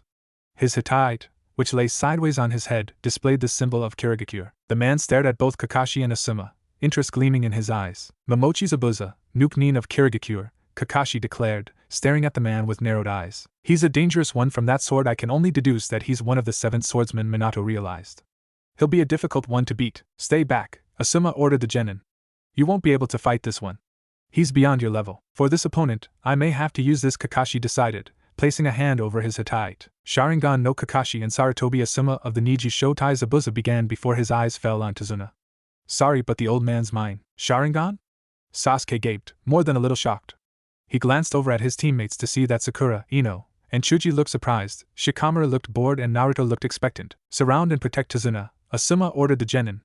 We'll take care of this. Zabuza, fight us first, Kakashi stated as he pulled up his Hittite to reveal his soul Sharingan eye. Asuma pulled out his blades as he got into a fighting stance. So I've already got to see the Sharingan eye, I'm honored, Zabuza drawled, eyes gleaming. When I was in the ANBU squad of Kirigakure, I read about the two of you in the bingo book. You're the pride of Konoha's shinobi force. It will prove to be interesting to fight you, Zabuza drawled. Looks like the Uchiha's confused about Kakashi's eyes. That look suits him, Minato said, voice filled with spite as he gazed upon Sasuke's dumbstruck face. You really don't like the Uchiha clan, do you? Naruto commented. Not after the sword of hell they put Obito through back when he was still alive. The only shinobi with the Uchiha name I'd liked other than Obito was Itachi, Minato declared. That was back when he'd been just a little kid though. I'd had no clue that he would do what he had done. You choose a mass murderer over Konoha's last loyal Uchiha. Now that's ironic, Naruto snorted, eyes filled with mirth despite the situation they all were facing. Let's stop with the talking, Zabuza declared. I've got to kill the old man. The moment he said that, the genin had leapt into a protective formation around the stun bridge builder. Zabuza's eyes turned back to Kakashi and Asuma. But I have to beat the two of you first, don't I? He realized before disappearing and reappearing on the surface of the water, his left arm held straight pointing upwards and his right hovering in front of his mouth. His fingers were twisted in the form of a seal. Ninpu, Kirigakure no Jutsu, a heavy mist surrounded the area, unnerving the genin and putting the jounin on edge. Where did he go? A shocked Chuji exclaimed, noticing that Zabuza was no longer within viewing range. He'll come after either Asuma or I first, Kakashi deduced. As a former member of Kirigakure's ANBU, he's a master of silent killing. You wouldn't even notice until you're dead, Asuma elaborated. As Kakashi can't use his Sharingan perfectly, all of you should be careful. What a drag, Shikamaru thought with a sigh, noting how scared Ino and Sakura looked as they inched closer together while still standing guard. His eyes fell on Naruto, surprised to see how calm the boy was despite the uncertain situation. He'd half expected the hot-headed boy to start making a ruckus. Then again, he could feel that strange chakra surrounding Naruto again. The Guardian was making its presence known to deal with the threat. Looks like I'll get to observe you up close and personal this time, Shikamaru thought. 8 choices. Zabuza's voice rang out through the mist, scaring Sakura and Ino even more. Where is he? Sakura whispered nervously, eyes raking through the mist as she grew more jittery with every passing minute. Liver, lungs, spine, subclavian vein, jugular vein, brain, kidneys, heart. Which one should I go after? Zabuza hissed. He's using scare tactics, Minato pointed out, trying to ensure that his son would remain cool in the face of danger. What a dangerous killing intent. I feel like I'll be killed if I even move. This could drive somebody insane. The intensity of a jounin, I can barely stand it. I feel like he's squeezing the life out of me, Sasuke thought, trembling as he held his kunai. I'd rather die to get it over with. Those tactics are working, Naruto mused as he heard Chuji's scared whimpers and saw Sasuke's fear. Don't worry, Sasuke, Chuji, I'll protect you guys even if it kills me, Kakashi began as he turned to face them with a nice smile. I don't let my comrades die. We'll see about that, Zabuza exclaimed as he breached the genin's formation, standing directly in front of Tazuna with his sword drawn. It's over, he declared gleefully, swinging his sword down towards the bridge builder, but was surprised when Naruto blocked him, using an odd tri-pronged kunai that he'd pulled out from his weapons pack. Naruto! Kakashi exclaimed out in surprise. He had been about to defend them himself, and had gotten surprised by Naruto's quick movement. Due to the fog, he completely missed seeing the familiar kunai. All he knew was that his student was facing off against a very dangerous opponent. You're a brave little brat, aren't you? Zabuza sneered, eyes on the feisty Jinchuriki. Or are you just foolish? He aimed to strike Naruto down, but Kakashi acted right then and there, stabbing Zabuza in the back while pushing all of the genin and Tazuna away to produce room for the battle. That was reckless of you, Naruto, Minato scolded, watching as Naruto quickly concealed the Hiraishin kunai. What did you use that blade for anyways? It was the easiest one to reach, Naruto admitted. And I couldn't let him kill Tazuna, no matter how annoying he is. He looked up just in time to see Zabuza appear behind Kakashi just as water began to pour out from where Kakashi had stabbed the Zabuza in front of him. He called out to warn Kakashi. Kakashi turned around just in time to get sliced in half by the swordsman's blade. He dissolved into water just like the clone he'd stabbed. A Mizu Bunshin? Zabuza thought in disbelief. He copied it in the mist? At that moment, Asuma went at Zabuza, infusing his chakra into his trench knives as he did. Zabuza whirled on him, blocking with his sword and kicking Asuma away before freezing as he felt a kunai at his throat. Don't move, Kakashi hissed. It's over. It's over? Zabuza laughed derisively. You just don't get it, do you? There's no way you two could beat me. I'm not that easy to beat. Kakashi's eyes widened as Zabuza appeared behind him once more. With some quick moves, Zabuza had knocked both Kakashi and Asuma into the water. Something's wrong. Asuma frowned as he felt how heavy the water was. Got you, Zabuza sneered. Suiton, Suiro no Jutsu. Asuma and Kakashi were quickly caught up in a sphere of water, unable to escape. Sensei! Ino and Sakura cried out in shock, worried. They couldn't believe that Kakashi and Asuma had gotten caught. It makes things tough if you two can move, you know? Zabuza stated. I'll deal with you later. Mizu Bunshin no Jutsu. A water clone appeared in front of the shocked genin, wearing Hittite and acting like real shinobi, but you know what? Real shinobi have already faced multiple brushes with death. Only when you get good enough to be in the bingo book, that will be when I see you as real shinobi. As of now, you're nothing but stupid brats. The clone sneered before vanishing from sight. Where did he go? Chuji exclaimed, sounding more than a little panicked. Behind you. Minato warned his son a little too late, and Naruto got kicked hard enough that his Hittite fell off. Before he could land on the ground, Minato caught him, appearing as if the wind itself had cushioned the boy's fall. Naruto! Sakura called out, sounding worried as the boy stayed hunched on the ground, wiping the blood from his lip. I'm fine, he assured her, getting up gingerly. The guy's really fast, I'll have to be careful. You're no match for me, you should just hand over the bridge builder, Zabuza drawled, looking at the weary genin with disdain. Get away from here. Take Tazuna and run, Kakashi ordered. There's no way you can win this. As long as he has us in this prison, he can't move. Take this chance and run, but Kakashi-sensei, Sakura protested.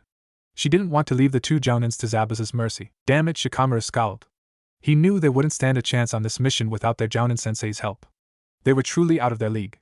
Once Zabuza finished Kakashi and Asuma, he'd go after them, and then they'd all be dead. Shikamaru, take everyone away from here, Naruto instructed the boy, fire burning in his eyes. Raising an eyebrow in surprise, Shikamaru gazed at Naruto closely. What about you? I'm going to save our senseis, was the Jinchuriki's simple reply, a confident smirk plastered on his face. Are you crazy? What hopes do you have of beating that guy? He just kicked your ass. Ino protested with anger flaring in her eyes. Just trust me, Naruto requested. If everyone was gone, there were chances that he could break his mask and go all out. Even if he didn't stand a chance against Zabuza, he could buy some time for the others. Sasuke snorted. Don't act like a martyr, Dobe. If you're staying, I'm staying too, he declared. No way was he going to let Naruto get one up on him. Then I am too, Sakura insisted, ever the loyal fangirl, even if she was scared out of her mind. Then me, Ino began before Shikamaru wrapped an arm around her waist and began to drag her away as Chuji and Tazuna followed. You better make it out of this alive, Shikamaru called back at them. We will, Naruto promised, albeit chagrined that he wouldn't be able to do what he'd originally planned now that Sasuke and Sakura were sticking with him. Eyes falling on the Hittite that Zabuza was stepping on, his eyes hardened with determination. Letting out a battle cry, he lunged forward at the Nukenin. No! Don't! Kakashi protested, eyes wide in apprehension. What are you doing? Sakura exclaimed, not believing her eyes. Idiot! Zabuza snorted, aiming to strike the boy, but as Naruto dove for the Hittite, the wind blocked Zabuza's blow, leaving Naruto unharmed. Gathering wind around his fingers, making them look like claws, Naruto swung forward, digging the wind claws through the clone's body, making it disintegrate into water. What? Zabuza gaped, not having expected the pitiful-looking genin to actually dispel his clone with such practiced ease. Thanks for the backup, Naruto told his dad. No problem, Minato responded with a smirk. He actually did it? Asuma gaped, looking at Kakashi. What have you taught him? Nothing of real value, Kakashi admitted to himself. He hadn't really gotten down to training his team like one should just yet. This was a major reminder that he needed to shape up. Nevertheless, he was surprised by Naruto's ability using wind chakra. It was almost too advanced looking for a genin. Then again, Naruto had been doing a lot of things that surprised Kakashi. He still hadn't been able to figure out how he managed to pull off the Minato imitation back during his test. It seemed impossible in Kakashi's eyes that Naruto could have gotten that accurate with how Minato was, even with him idolizing the Yondaime as he did. The taijutsu, in particular, had been too perfect. No one should have been able to imitate somebody else's taijutsu so perfectly. It made Kakashi wonder if that had really been his former sensei for real, but he knew that was impossible. Minato was dead. He'd seen the body himself. This is the dead last of the academy? He's a lot better than I thought he would have been, Asuma thought to himself before his eyes narrowed. Nevertheless, his ability with the wind is too advanced for a mere genin. So you got lucky with the clone. That doesn't change a thing, Zabuza scowled. You still won't be able to save your senseis. We'll see about that, Naruto smirked before turning to Sasuke. Lend me your ear, I've got a plan. We've got to go back. They're going to get killed. Sasuke-kun's going to die, and it will be all your fault. Ino shrieked as Shikamaru and Chuji dragged her off as Tazuna led them towards his home. Shikamaru gritted his teeth. At least you acknowledge that your precious Sasuke-kun doesn't stand a chance, and I'm well aware of the danger they're in. Naruto told me to trust him, and that's what we'll have to do, he declared. There's something about the look in Naruto's eyes, he really believed he could do it. So we have to believe in the Academy's dead last? Ino inquired hysterically. There is more to Naruto than he lets on. He's hiding something from us all. There is something protecting him. That wind of his is sentient, I'm sure of it, and the chakra coming from it isn't his own. I'm sure he intends to use that to save our senseis. We'll just have to wait and see what goes on, Shikamaru said, looking more than a little intrigued. Just do as I say. Ino stared at Shikamaru, looking rather shocked.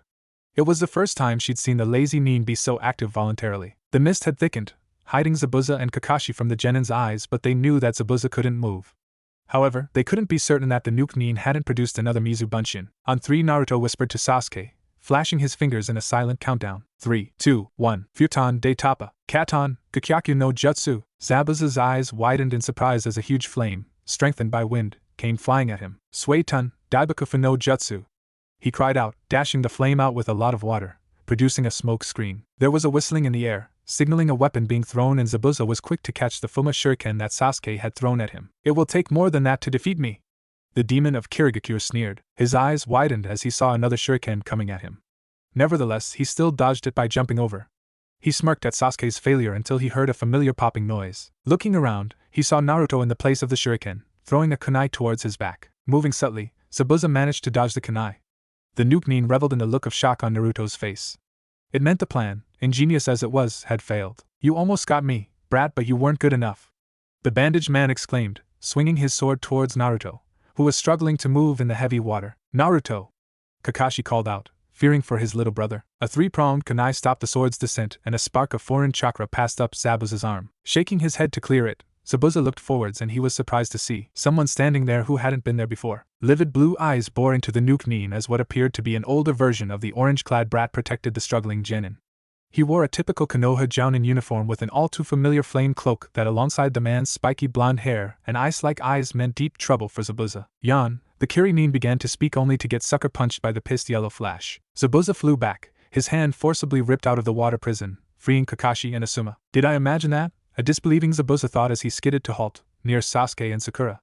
He looked back and saw no sign of the Yondaime Hokage who knocked him silly like he was a pathetic little genin like the ones he had just faced off against.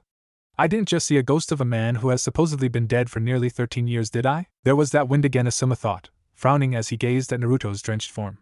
Just what's up with this kid? Kakashi pulled Naruto out of the water and carried him to solid ground. He frowned as he felt how heavy the boy was. No wonder he has difficulty in water, something's weighing him down, he thought to himself. He'd address the situation with Naruto later. Good job, all of you.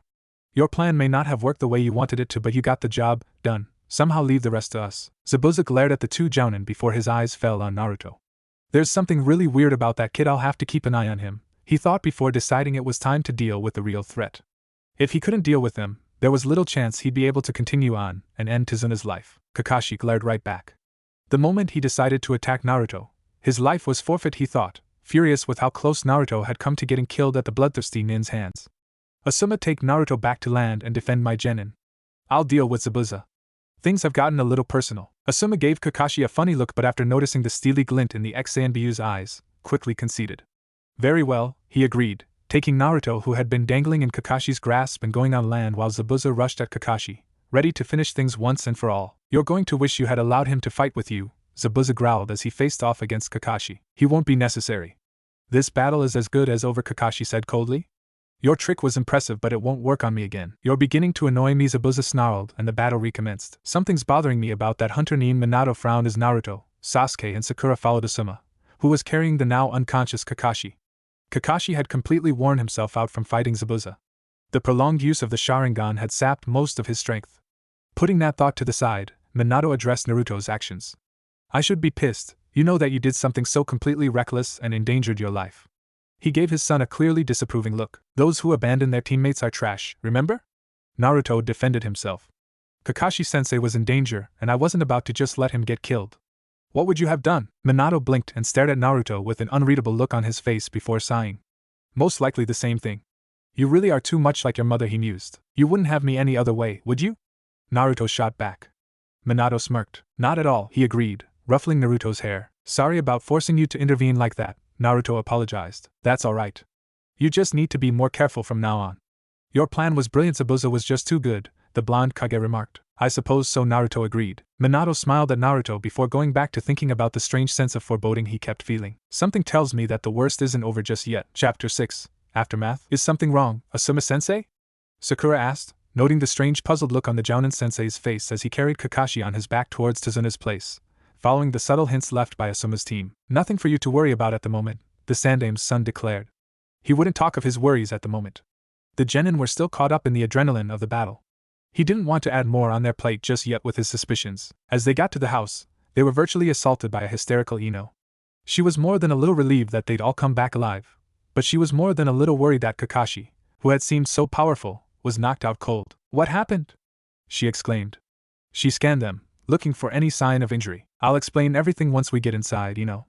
Just calm down, Asuma declared as he headed in, guided by a pretty black-haired woman, obviously Tizuna's daughter. After Kakashi was settled and whatever injury he had gained treated, Asuma settled with the genin and explained what had happened. I really don't understand how Zabuza was forced to release the prison, the Elder Wind user commented.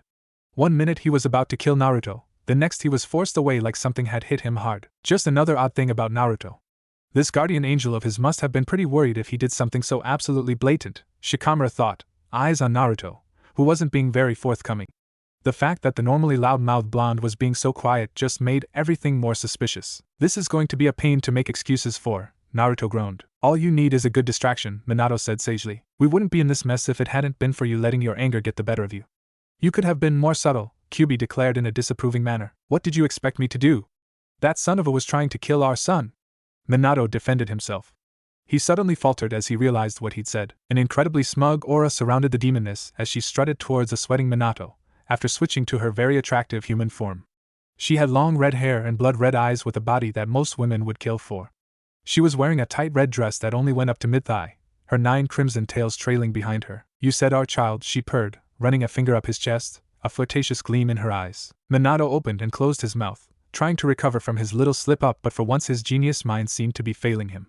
The last time something like that had happened was around Kushina, and Naruto's watching. He stuttered, trying to dissuade the frisky queen of the demons from continuing with her mischief. No, he's not, he's too busy trying to explain himself to his friends, Kyuubi declared, nuzzling the Yondaime Hokage's neck, causing pleasant shivers to run down his back. He'll need our help, Minato argued. If he'd been still alive, his heart would have been beating a mile a minute. He's a big boy. He can come up with something by himself, she protested, hell-bent on teasing the man who had, for most of their 12 years together, the upper hand in their banter.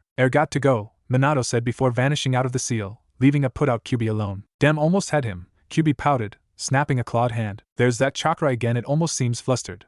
That virtually confirms my belief that it's sentient, Shikamaru thought. He glanced around and saw Asuma's eyes glinting with awareness as well. It took you long enough to come out, Naruto griped, still trying to find a way to explain Minato's interference in the battle with Zabuza. Sorry, Minato apologized, not wanting to elaborate on what happened in Naruto's inner world. He didn't want to corrupt Naruto's innocent mind. Your control of the wind is a little too advanced for a genin, Asuma told Naruto. Particularly because it was enough to force Zabuza away. I told you I didn't expect that to happen. I just wanted to get him away from me, Naruto shot back. I lashed out on instinct. Wind chakra is the hardest of all of the elemental affinities to control. It sounds absurd that Naruto would be able to use it with just simple instinct guiding him. Then again, Kakashi did say that Naruto was the #1 most surprising shinobi in all of Konoha, Asuma assessed. It doesn't look like Naruto's willing to tell us anything, and I don't want to press him, especially when we're in front of the other genin. How does the Dobe of all people have power like this? Kakashi-sensei said people rarely find out their elemental affinities until they reach Chunin level, Sasuke thought jealously. Sure, he already knew his elemental affinities because they were same among all Uchiha, but the fact that the No Clan, 2-bit loser, was steadily becoming equal to him in elemental control just didn't sit well with him. I know this mission was more trouble than it was worth, Minato muttered, noticing how much attention Naruto was beginning to get. The fact that he was hiding something was becoming increasingly clear, and the only one who could take the blame for that was Minato himself. He'd felt as if he'd had no choice, however. If he hadn't got in the way, Zabuza would have killed Naruto for sure. As it was, he wasn't about to tell Naruto to abandon this mission when he was so determined to help the oppressed inhabitants of Nami no Kuni. It went against both of their beliefs. They would help the country get out of Gada's control no matter what the risk. Moving on, there's something bothering me about that Hunter Nin, Asuma said, finally addressing the other problem he'd found. What about him, sensei? Ino queried, tilting her head to the side in confusion. Hunter Nins usually deal with the bodies of Nuke Nins right on the site, Shikamaru inserted, surprising his teammate with his knowledge. It's odd that this Hunter Nin didn't. I figured you'd be the one to catch on, Asuma said, nodding his head in approval. What does that mean? Tazuna asked, feeling a sense of foreboding. It means that Zabuza is still alive, Kakashi stated, surprising everyone. I thought so, Minato sighed. Things just got more complicated. Zabuza saw you, didn't he? That means that we'll have to be even more careful around him as to not expose ourselves, Naruto said. Agreed, that means your training is going to have to intensify so that my help won't be needed, Minato realized. You're finally awake, Sakura said, sounding relieved. Are you alright? I've handled worse, Kakashi admitted. What did you mean that Zabuza is still alive? Ino asked. Asuma-sen said that you checked him yourself, and saw that he was dead. The Hunter Nin use Saban, and those don't have much ability when it comes to dealing fatal wounds.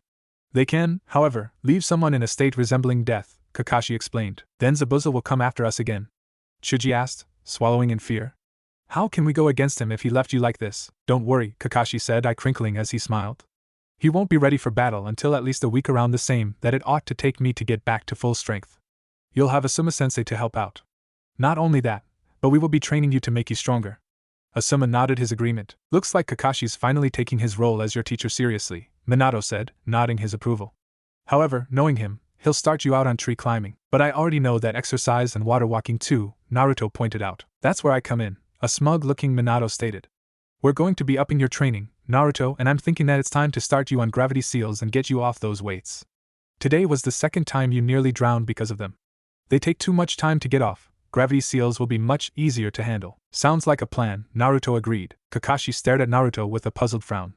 Knowing the boy, he would have expected that the boy would be super excited that he still had a chance to go up against Zabuza. You're a lot more different than what your file says about you, Ototo Kakashi realized. Training sounds like a lot of fun, Naruto said enthusiastically. That's not fun at all, a dull voice said from the entrance of the room, and everyone looked to see a brooding boy, no older than 10, standing there.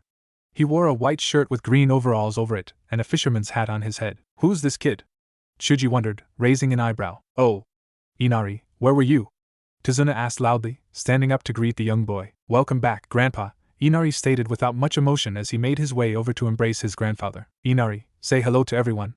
These are the brave shinobi that saved your grandfather, Tazuna exclaimed, placing a hand on Inari's head affectionately. Inari gave the group a sullen look before turning to Tsunami and pointing.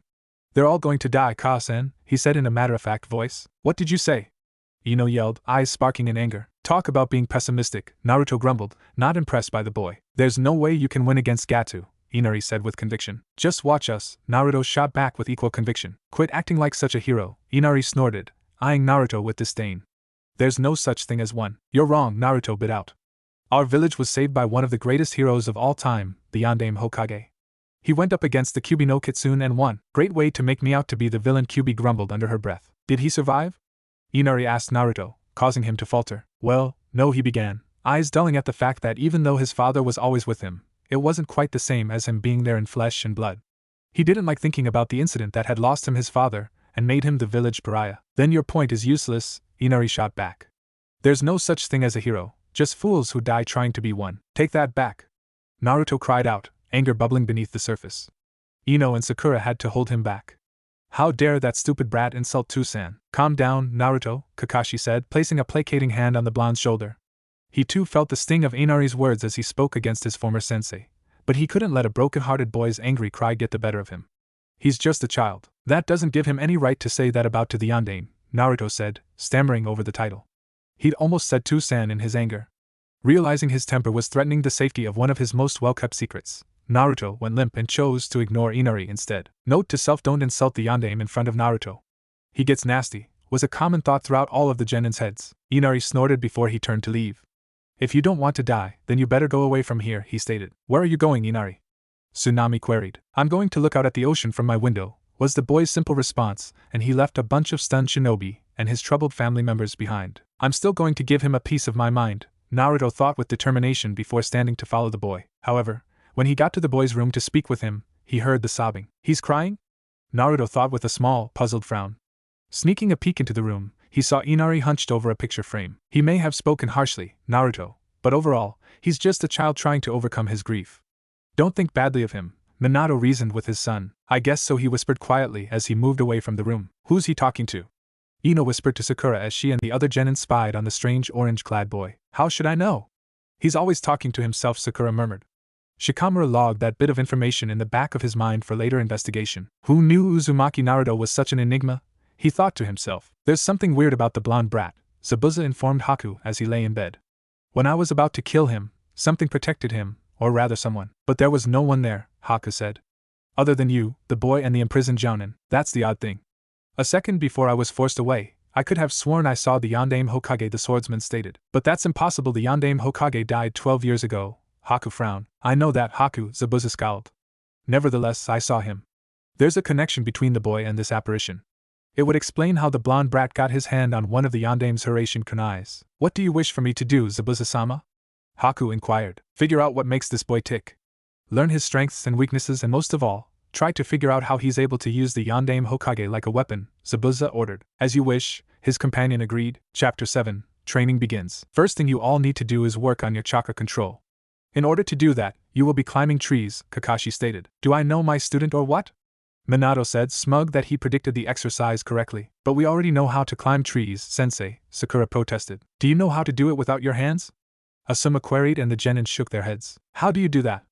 Ino asked. Observe, Kakashi said as he climbed up a tree, crutches and all, until he hung upside down from a branch. Show off, Minato snorted with a shake of his head. After explaining the concept behind the tree climbing exercise, Kakashi threw 6 kunai at the genin. Use these to mark your progress up the tree, he stated. This is going to be dull, Naruto groaned. He'd have to pretend not to know the exercise. You'll only be doing this until noon each day, however, Asuma said. After that, we'll be working on your personal strengths and weaknesses. This is going to be a long week, Shikamaru complained, gingerly picking up the kunai from the ground. Just think of it this way, Shikamaru. The faster you master it, the more time you'll get to be lazy, Naruto said brightly. Shikamaru blinked at Ball of Sunshine before smiling. You amuse me, Uzumaki Naruto, he thought. They got started on the exercise with mixed results. Sakura and Ino were able to walk up the tree with almost practiced ease. Shikamaru and Sasuke managed a few steps before slipping. Naruto was blasted off and Chuji just fell the moment he attempted to climb. As expected, Ino and Sakura managed well enough. Girls tend to have better chakra control as it is, to make up for the lesser amount of chakra they hold in their system in the beginning. Shikamaru and Sasuke, you've got the right idea but you haven't found the right amount of chakra to put into the exercise. Naruto, you're putting way too much chakra into this and Chuji, you're putting too little, Asuma assessed them. Naruto ignored Sasuke's smirk. The boy could act as smug as he wanted, it didn't change the fact that Naruto had already surpassed him without anyone knowing. It's hard to fail at something when you already know how to do it, he grumbled. Just be a little patient. Once the two Jounin slip away you can replace yourself with a Kage Bunshin and I will get you started on seals and taijutsu, Minato said. Sounds good to me, Naruto said, sounding pleased. Minato knew it was a little early to get Naruto started on seals but it would greatly improve the boy's abilities in battle and that was something that would be very helpful in the future. When Asuma and Kakashi left the genin to their own devices, Naruto made his move, switching himself with a Kage Bunshin. Minato led Naruto to a large clearing with a lake. Okay, first of all, make at least 100 Kage Bunshin, the former Hokage instructed. 100 Kage Bunshins popped into existence, and Minato began his lesson plan as he produced mass copies of scrolls on basic sealing. 20 clones will focus on learning everything in those scrolls and I do mean everything. There's a lot of complicated material involved in sealing, so pay attention. You do even one thing wrong, and you can deal terrible damage not only to yourself but to your comrades as well, Minato barked out, no longer acting on the doting father, leaving a strict teacher in his place. Yes, sir! The designated 20 complied, albeit a little reluctantly. Reading from scrolls was just so boring. Moving on, another 20 of you will work on chakra control. You will be doing water walking while keeping leaves sticking to your foreheads and you will be sparring against each other as well to test out how well you can keep it up, the yellow flash decided. The chosen 20 slunk off, muttering slave driver under their breaths. 30 of you will be working on mastering the futon and suiton jutsus on this scroll. They're all mostly C-rank jutsus. They're not terribly powerful but if used the right way, they can deal a good amount of damage, the older blonde ordered. The 30 clones held no complaints. If there was one thing Naruto loved, it was learning new jutsu. Naruto, you and the remaining clones will be working on your taijutsu. Your clones may not be able to help you develop physically but at least they can help you remember the katas properly, Minato said. It will help you get used to the new gravity seals too. Why do you have to make them so heavy? Naruto grumbled. You'll get used to it, Minato said simply. Naruto glowered at his sire before the training commenced. Who's he talking to? Both Inari and Haku thought from their respective hiding places. Why does he try so hard? Inari wondered. He didn't understand why Naruto was working so hard to win a losing battle. When it was noon, Naruto switched with his Kage Bunshin as the genin returned to Tezuna's house for lunch, and the second part of training was set to begin. You okay, Naruto? Chuji asked, seeing how Naruto was rubbing his temples. I'm fine, he said. I just have a bit of a headache. He made the mistake of dispelling his clones all at once, knocking him out within an instant. He woke up to Minato pouring water on him, exasperation clear on his face. The orange-clad boy then had to deal with his parents' reprimand. Did you exhaust your small brain trying to figure out how to do the tree-climbing exercise, Dobe? Sasuke taunted, earning a withering glare from the boy that sent chills down everybody's back. He's got his father's death glare down pat, Kakashi thought in amusement. Once he actually grows into his body, that look may just make his enemies run in fear instead of fighting him. At least I have a bigger vocabulary than just grunting, Naruto sneered before dismissing the Uchiha as he sat down at the kitchen table. He was starving after all of the training he'd stuffed into just a few hours. Don't say that to Sasuke-kun. Ino and Sakura chorused angrily, only to get snubbed by the grouchy Jinchuriki. What's up with him? Ino whispered to Sakura as they all sat down to eat. He looks kind of tired, Sakura remarked. A stamina freak like Naruto tired already? That doesn't seem normal, Kakashi frowned. He'd figured it would take a lot more training before Naruto got tired. I'm not tired, just a little disoriented, that's all, Naruto defended himself as he ate as if he was ravenous. Minato himself was staring at Inari, who was observing Naruto closely. He knew the boy had been watching them during training. He hadn't mentioned anything because he wanted to take the time. After lunch was over, Kakashi and Asuma gathered the genin together to explain what they'd be doing for the afternoon training sessions. Shikamaru, Chuji and Ino, during this time you will work on your family jutsus as well as improving on your physical abilities. As it is, only Chuji could act as a close combat warrior and it's time for all of you to become a little more well-rounded. This isn't going to happen overnight, but it would be a nice time to start, Asuma declared, knowing how important it was for his team to learn their family techniques while working on getting rid of their one major weakness. As it is, out of the three of you, only Sasuke has family techniques he can work on, Kakashi began, cursing the fact that he couldn't openly speak of Naruto's own heritage and help train him as the future Namake's heir just yet. It would certainly have been a great help in this particular mission. The fact that Naruto was already becoming a miniature version of the Yondaime, all on his own, was really confusing Kakashi. The boy had no means of doing it by himself, but who could be teaching him? He denied the thought of the Yondaime possibly helping his son from beyond the grave. That was impossible, even if all the clues seemed to be pointing towards it. He gazed at Asuma. He could tell that Asuma was putting the pieces together too. The only thing keeping him from being as suspicious as Kakashi was because he didn't know of the connection between Naruto and the Yondaime, and so Naruto's progress posed as a much bigger mystery in the bearded Jounin's eyes. The most unfortunate aspect of not knowing just how much Naruto knew was finding an appropriate training regime for him. He didn't know what was useful. Sakura, you will be joining Asuma's team with the physical training while learning the genjutsu techniques on this scroll I borrowed from Kurenai-sensei. Do your best to master them during the week. As for you, Naruto, I don't know many futon jutsus myself, but Asuma-sensei has agreed to help you out with that. Also, you've shown a penchant for making great strategies while in the middle of battle. I want to see that skill honed, so I'm going to teach you how to play shugi. It might be helpful for you to learn how to swim. Yesterday's battle proved to be the second time that you were hindered by your inability to stay afloat, Kakashi pointed out. Naruto flushed as the others snickered in the background. I know how to swim, he argued. I just stumbled a bit last time. A mistake that nearly cost you your life, Kakashi pointed out. If you claim you can swim, you will show me and I will be the judge of your competency. Did no one teach you how to swim, Dobe? Sasuke taunted, enjoying seeing his annoying teammate humiliated in such a way. Well, excuse me for not having an entire village kissing the very ground I walk on like a certain ungrateful bastard does, Naruto scowled. I taught myself. He wasn't going to admit to the weights being the source of his problems. That would just lead to more questions about how he was receiving his training, and they were all suspicious enough as it was. Look, I don't need you fretting over my swimming abilities.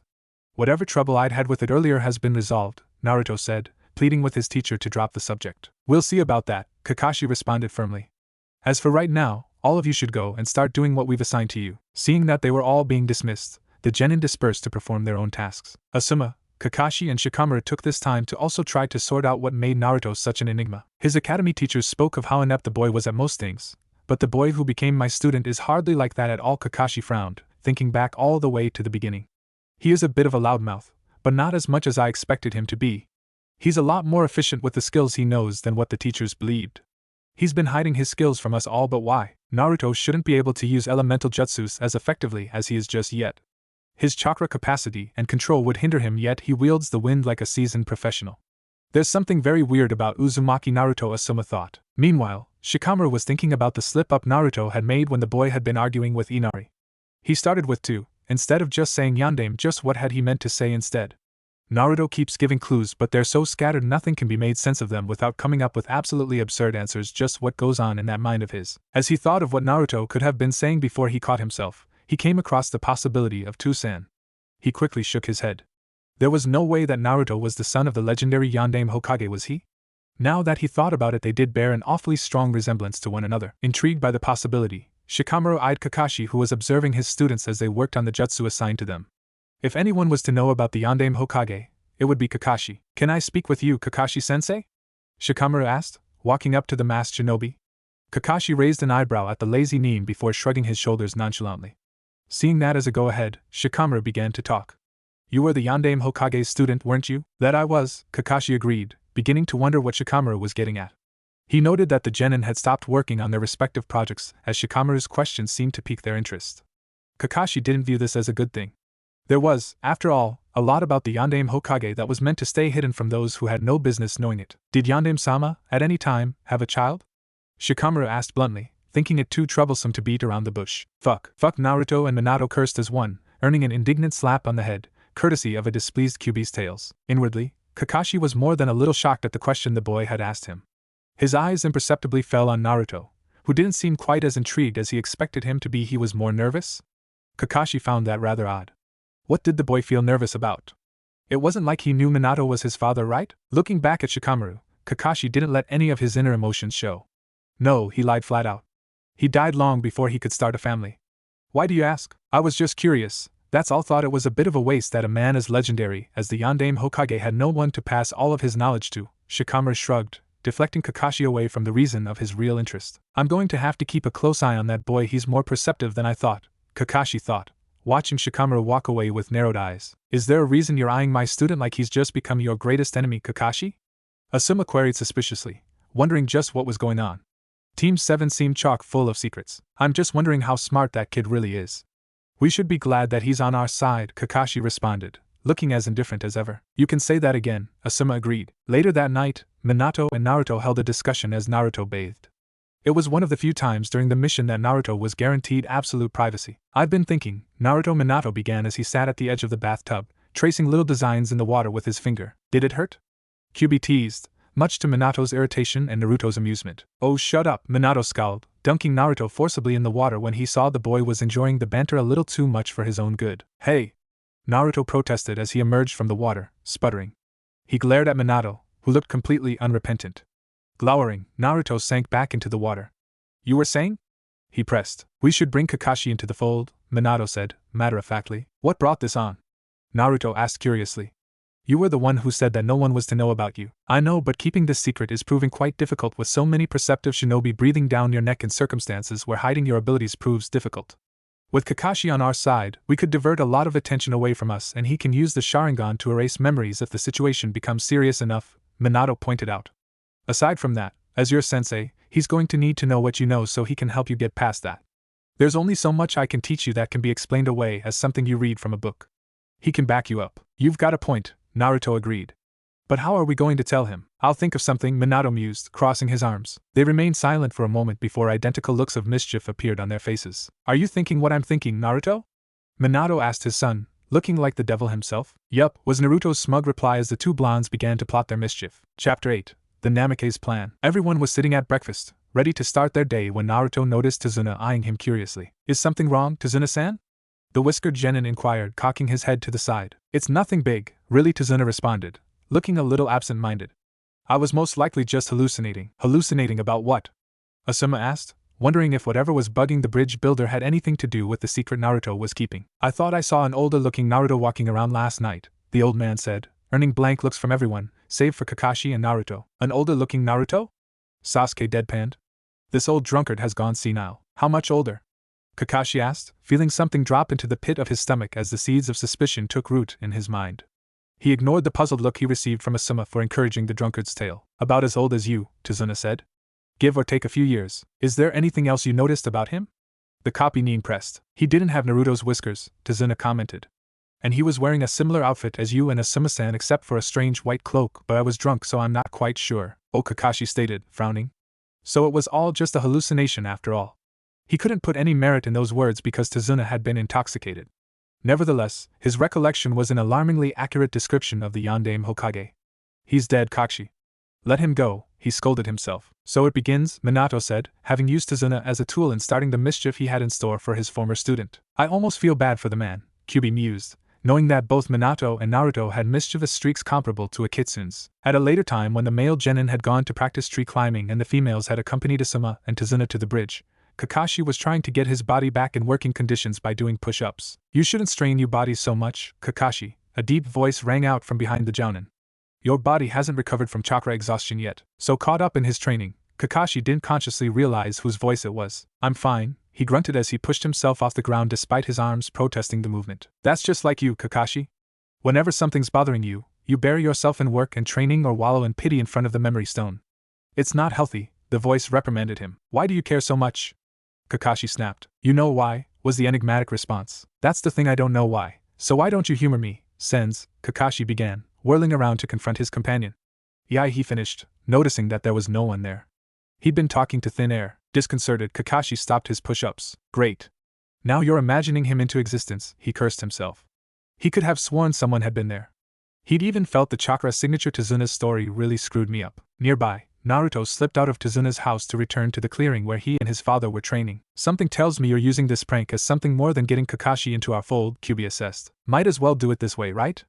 Minato shrugged.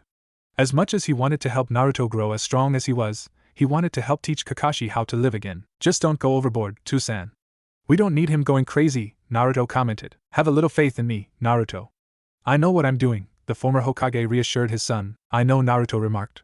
Good idea, by the way, for placing a genjutsu that made Kakashi a little less alert so that he wouldn't turn around too quickly and ruin everything. Thanks, I didn't think I'd be able to pull it off as well if I didn't dull his senses, Minato admitted. Another day passed and the shinobi had learned different things about Nami no Kuni and their host family. They learned the country was truly suffering under Gatu's rule, solidifying their resolve to defeat Gatu and help the bridge come to fruition. Not only that, but they learned of Kaiza and how his death had affected everyone. From this, Naruto began to understand Inari, lessening his irritation with the melancholy child. He had then proceeded to head back to his training spot, even more determined to save the country and prove to Inari that heroes really existed. Minato couldn't be prouder of the boy. Without Naruto around to observe, Shikamaru had opted to be his normal lazy self, and he was trying to get some sleep except he couldn't thanks to Sakura and Ino's loud arguing as they fought over a stoic Sasuke. So he decided to just watch everybody until the two girls finally stopped. Kakashi-sensei doesn't look so good, Shikamaru thought. He recalled seeing the man pale as he'd come to see how they were all doing with the tree climbing. Kakashi had been staring at the top of the tree right next to Naruto, as if something truly shocking was there, but when Shikamaru looked over, he could see nothing but thin air. Later, when Naruto and Kakashi were playing Shugi, Naruto had actually won but Kakashi had looked more shocked than he should have. It was surprising that Naruto had beat the Jounin, but Shikamaru didn't believe it should have earned that strong of a reaction, particularly from an emotionally stunted Jounin like Kakashi. Something was going on with Kakashi and Shikamaru had a strong belief it had something to do with Naruto. But what? As Kakashi got ready for bed, he thought back to the two odd occurrences he'd dealt with that day. Kakashi headed to the clearing where the genin were working on the tree climbing exercise. He noted that Shikamaru was making the most success of the four genin with Chuji coming a quick second thanks to Shikamaru's help. It looked like Naruto's small bit of advice had been enough to make the lazy genin work to finish the exercise as quickly as he could so he could be done with the troublesome thing. Of course, he wasn't going to leave his best friend behind. Sasuke was making good progress too, growing determined to finish the exercise as he saw two genin he viewed to be beneath him succeed where he was failing. It looked like Kakashi didn't need to think much of the rivalry between Naruto and Sasuke to motivate the brooding Uchiha, at least not for this particular mission. Speaking of Naruto, Kakashi wondered how the boy was doing. He was proving to be a quick learner when it came to everything else he was learning, but he also knew that chakra control happened to be Naruto's biggest problem. But when he looked for Naruto, he didn't see him. Instead, he saw someone that nearly gave him a heart attack. Perched on the very top of Naruto's tree was Namikaze Minato himself, gazing up into the sky with a pensive look on his face, something that brought up a lot of nostalgic emotions within the Cyclopean Jounin. But when he blinked, Minato was gone and Naruto was working on his tree climbing, just a little less successful than Sasuke. Not only that, but when he had been playing Shugi with Naruto, he'd had another weird experience. Kakashi was waiting for Naruto to make a move while puzzling over the strange occurrences he'd faced in the last couple of days. He honestly was beginning to feel as if he was going out of his mind. I win, a very familiar voice spoke as a hand much too big to be Naruto's moved a piece to where he wanted it to be. Looking at the board, Kakashi saw that he had indeed lost the game before tracing the hand back to the owner and faltering when he saw Minato sitting there, looking very smug. Drawing back with a gasp, Kakashi rubbed his eye to make sure he wasn't imagining anything, but when he looked back, Naruto was sitting there, looking confused and worried, maybe even a little hurt. Is it really that surprising that I won, Kakashi-sensei? He asked, pouting. Now on Minato, that pout was dangerous enough. On Naruto it was downright lethal. Kakashi was quick to relent. It's not that, Naruto-chan. I guess I'm really tired or something because my mind's been playing tricks around you. Congratulations on winning, but I think I'm going to go rest for now. Continue working on your futon jutsus for now. With that, Kakashi left, missing the sulky scowl that made its way on Naruto's face while he ignored the sound of his father's hysteric laughter at Naruto's expense. He called me Naruto-chan, Naruto grumbled. As if it wasn't bad enough that Tusan calls me that / The first time is happenstance, the second time is coincidence, and the third, Kakashi thought, eyes narrowing, is conspiracy. I definitely need to talk to Naruto. He's definitely up to something. The next morning, Haku was heading to gather medicinal herbs for Zabuza when he came across the most interesting sight. The blonde boy that Zabuza had wanted him to spy on was lying in the middle of a clearing completely asleep, surrounded by many red foxes that lay around him protectively, as if he was one of their own. The boy was all scratched up, indicating just how hard he had been working. It was something Haku had noticed before.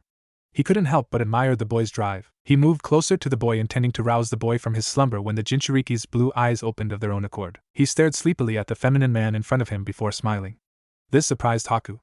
The boy was a shinobi, so why was he being so friendly to a stranger who could have been aiming to harm him? You know, this is the first time that you've actually come out and showed yourself to me, Naruto stated bluntly, shocking Haku. You knew I was watching you?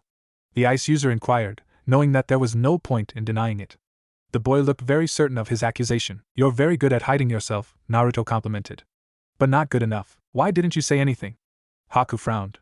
Surely the boy wouldn't let someone spy on him, particularly when he was training. As my friend Shikamaru would say, it was too troublesome, Naruto responded with a wry smile. I figured I'd confront you at the right time and this time seems perfect, so here we are. Haku blinked. This boy was very interesting, he couldn't even begin to understand him, and he'd been trying for the last couple of days. You are very odd, he admitted. Naruto chuckled. Don't I know it, he said, sounding almost wistful. You're Zabuza's ally, aren't you? Haku stiffened in surprise. He had been hoping that Naruto would have thought that he was just a random villager, but it didn't seem like that would fly with the enigmatic genin. And if I am? He declared. Relax, I don't want to fight you, Naruto said as he saw Haku enter a defensive pose.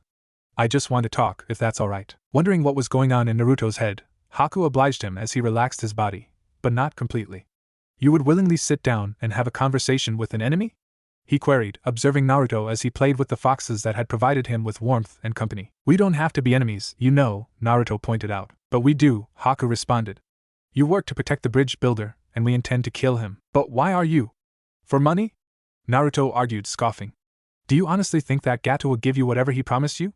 Just look at what he's done to this country. He'll do the same to you. It's Zabuza's will to go on with this mission. I will follow him wherever he goes, Haku declared loyally. Naruto stared at his current companion for a moment before realization dawned on him. Zabuza is your precious person, isn't he? He queried, surprising Haku once more. The look on Haku's face was enough for Naruto to understand. So that's why you follow him, but why? He's so cruel. He gave me a purpose, Haku stated. Naruto raised an eyebrow in interest. Oh? He urged the other to elaborate, and Haku then continued to tell him of his bloodline, and how it had led to the destruction of his once happy family. He and I have a lot in common, Naruto thought, feeling sympathy for the boy. He could understand the relationship between his surprisingly kind enemy and the brutal demon of the mist. It may not look like it, Haku, but I can understand where you came from. I haven't had the happiest childhood either. In fact, the majority of my village sees me as a demon and not a child, and that's for something beyond my control. If it hadn't been for my precious people, I most likely would have become the monster they thought I was. Finding a kindred spirit in Naruto, Haku found it hard to find the strength to be able to face him in battle, something he knew would be inevitable if Zabuza was to have his way. Talk to Zabuza, Naruto urged Haku. Convince him to drop the mission. There isn't anything you two can benefit from this. He won't agree, Haku argued.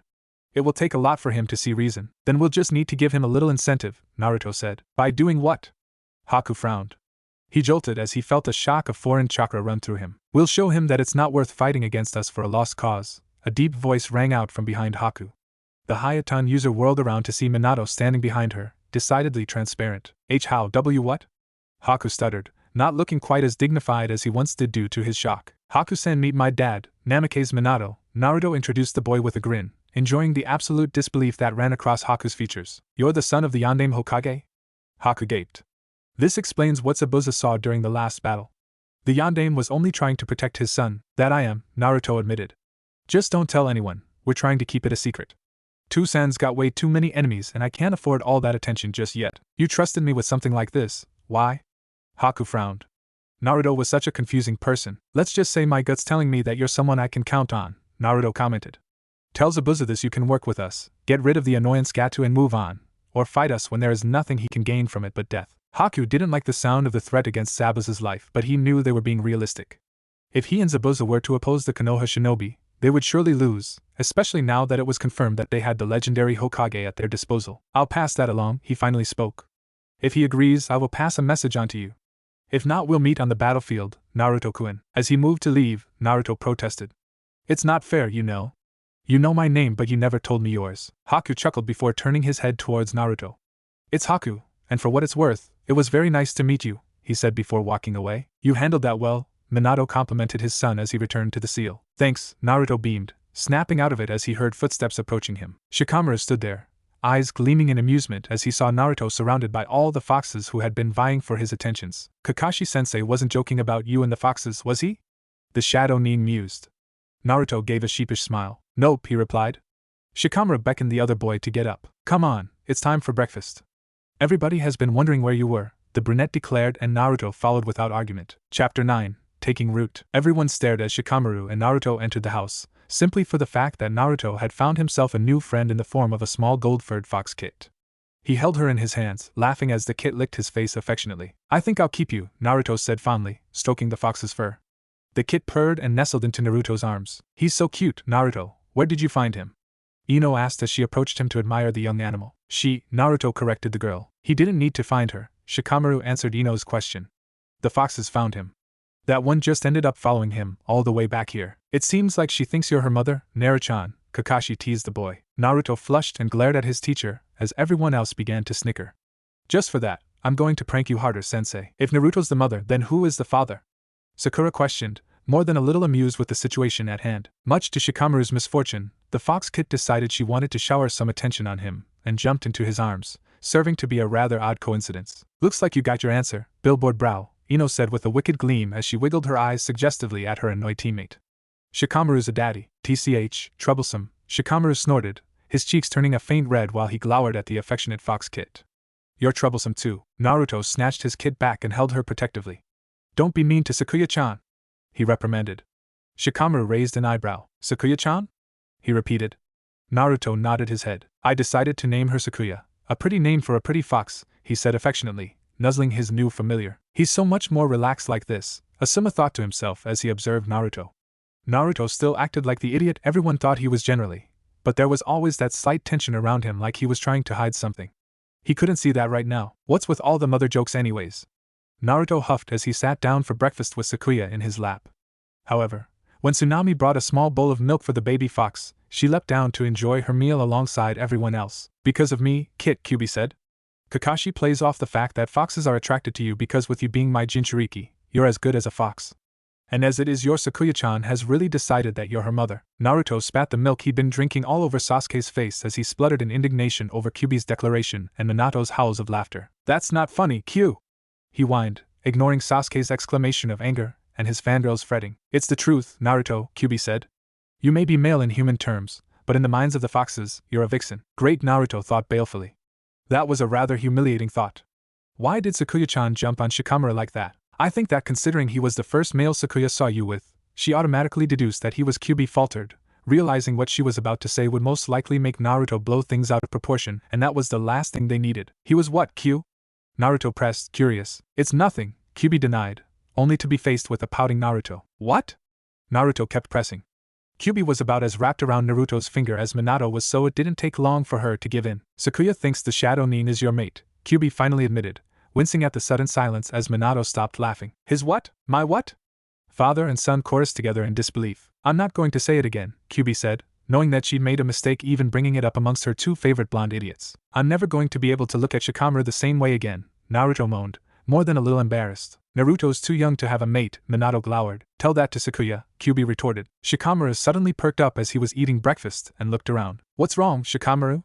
Asuma asked his student, noting his odd behavior. It's nothing, I just thought someone was giving me the evil eye, that's all, Shikamaru shrugged, not knowing that Minato was currently glaring at him as if he wanted to Rasengan his ass all the way back to Konoha. Think of it this way, Minato, Kyubi began, trying to cool the overprotective ex-Hokage's temper.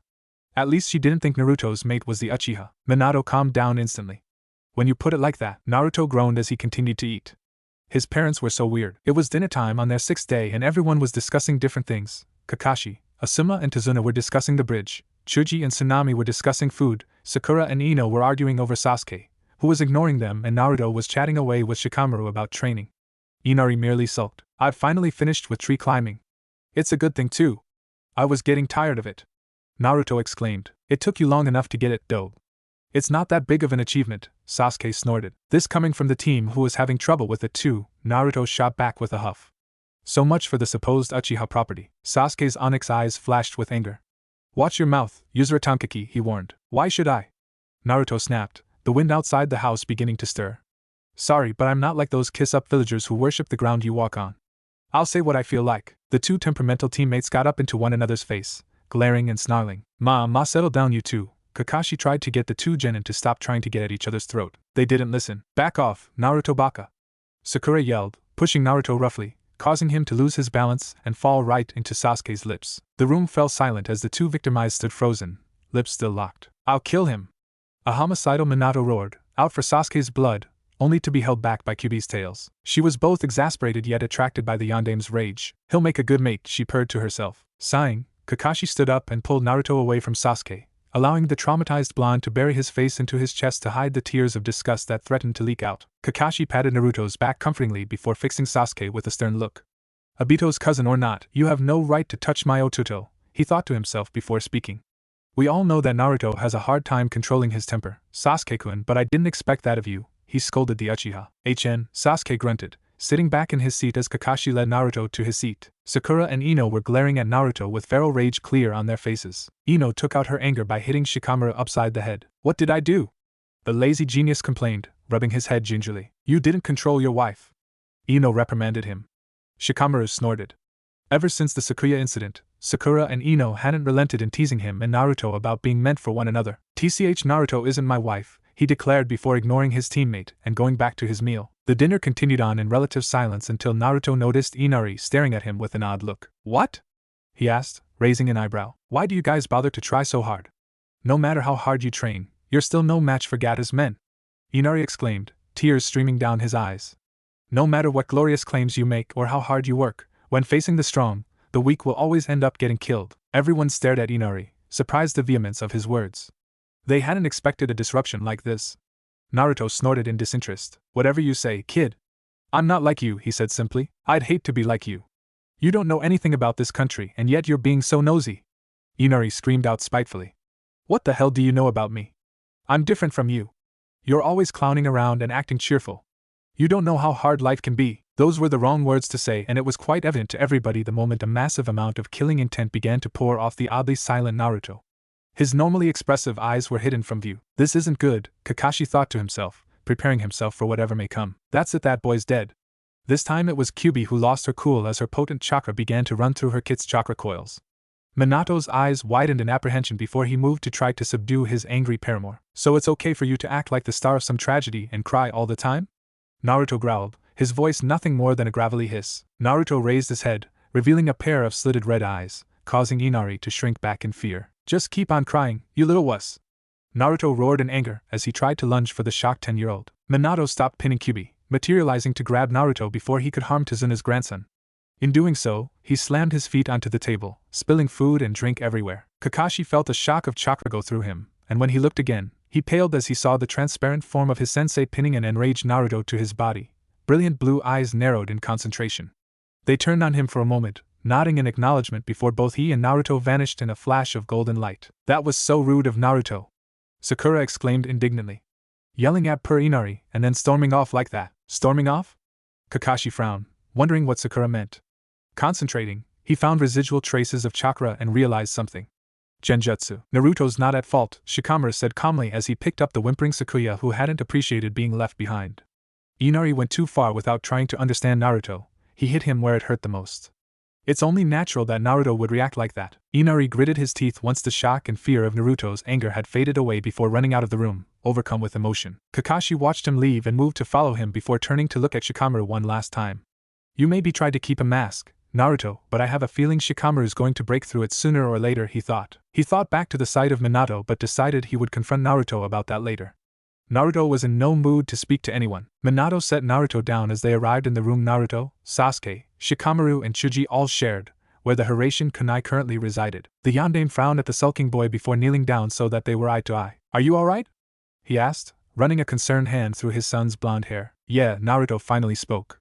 But what he said pissed you off. I know, it pissed Q-chan off too, Minato said, rubbing Naruto's back comfortingly. Inari-chan didn't know any better though. He doesn't know about your life. I know, but it hurt, Naruto admitted. If it hadn't been for you and Q-chan, I'm certain my life would have been a whole lot worse. It's because of us that your life has been as harsh as it is, Kyuubi remarked sadly. You didn't get to be the happy child you deserve to be. It's not your fault, Naruto sniffed. It's because of that bastard who controlled you. That's true, Minato mused, recalling the true culprit behind the Kyuubi attack. We'll have to find a way to deal with him. That's not the problem right now, Kyuubi reminded the two blondes. That's right, we still haven't got a response from Haku or Zabuza yet, Naruto commented. Almost on cue, a kunai shot through the window with a letter tied to the hilt. Removing the letter, Naruto opened it and grinned. We're with you. The letter then proceeded to inform Naruto of their plan to help them lead Gato to his undoing. He heard a yip and looked to see Sakuya entering the room. Naruto grinned as he got an idea as he quickly scribbled a note to Haku and Zabuza. Sakuya-chan, I've got a little favor to ask of you, Naruto told his familiar, holding out the letter. The fox sniffed the kunai to get Haku's scent, and then looked up as Naruto spoke again.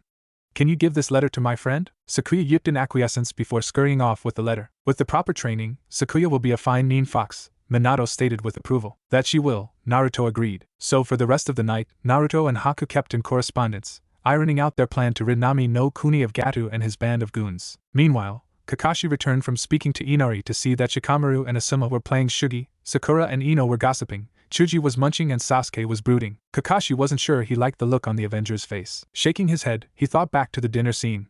He was certain he'd seen his sensei. He may not have had a physical body, but the legendary yellow flash had been there. Never mind the fact that no one else could see him. That sounded completely crazy, even to him, but he couldn't keep denying what he'd seen. He scanned the room before his eyes fell across the new addition, the Yondaime Hokage. Minato nodded in acknowledgement before backing away, signaling for Kakashi to follow. He did. They walked all the way to the roof of Tazuna's home before the blonde Hokage finally stopped and faced the copy Nin. "I'd say it's been a long time, Kakashi, but technically speaking, I'd been here the entire time," Minato remarked. "How are you here?" Kakashi queried. "Are you a ghost?" "Not quite," Minato said. "I'm not dead, but I'm not alive, either." "What does that mean?"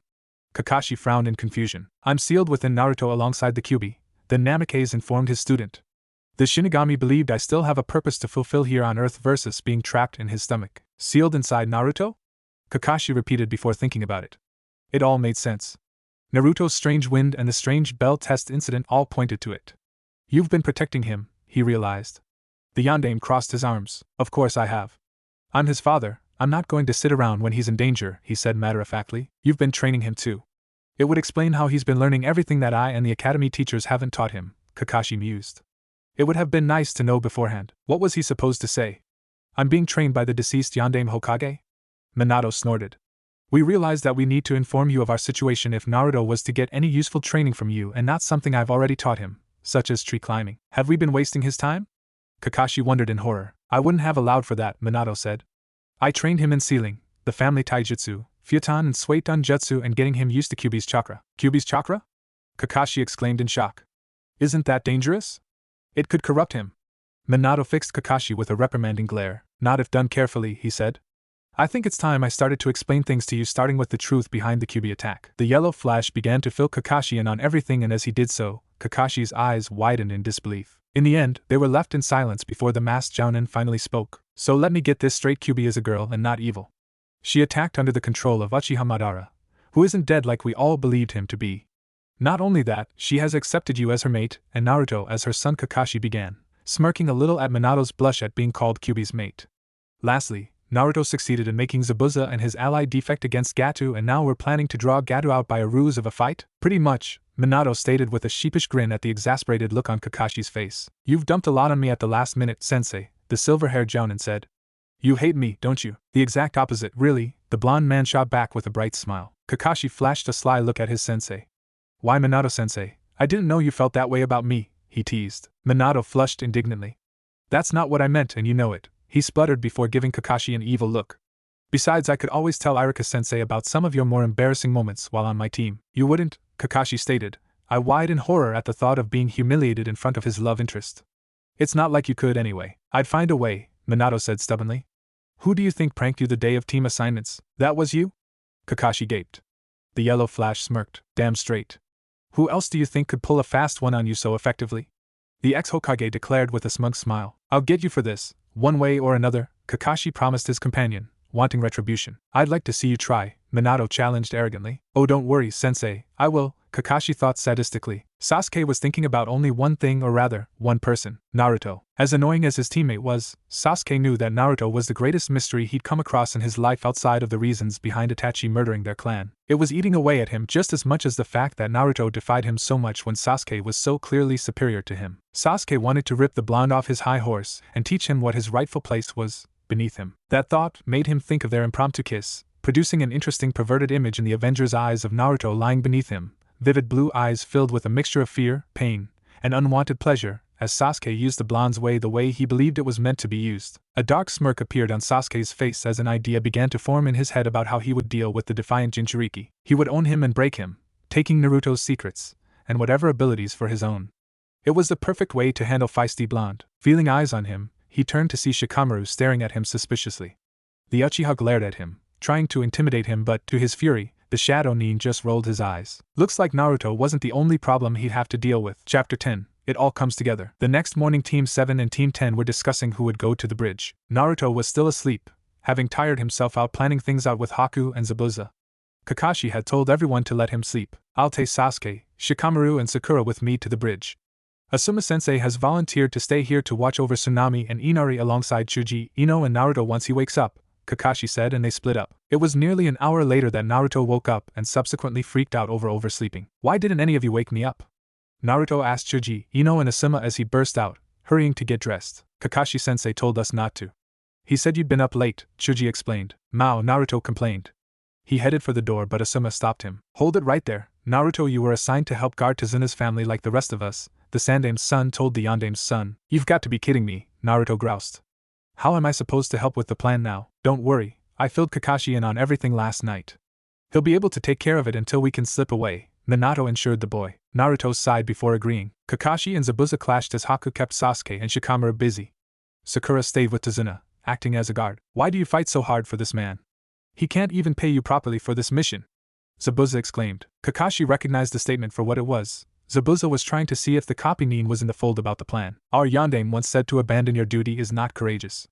Below the courageous, there is nothing, Kakashi responded. Mentioning the Yandame served to be the right cue because realization seemed to dawn in Zabuza's eyes and he gave Kakashi a subtle nod of acknowledgement. Minato had told Kakashi that they were staging this to make sure the people of Nami no Kuni got their courage back. That's why Kakashi had left Naruto behind.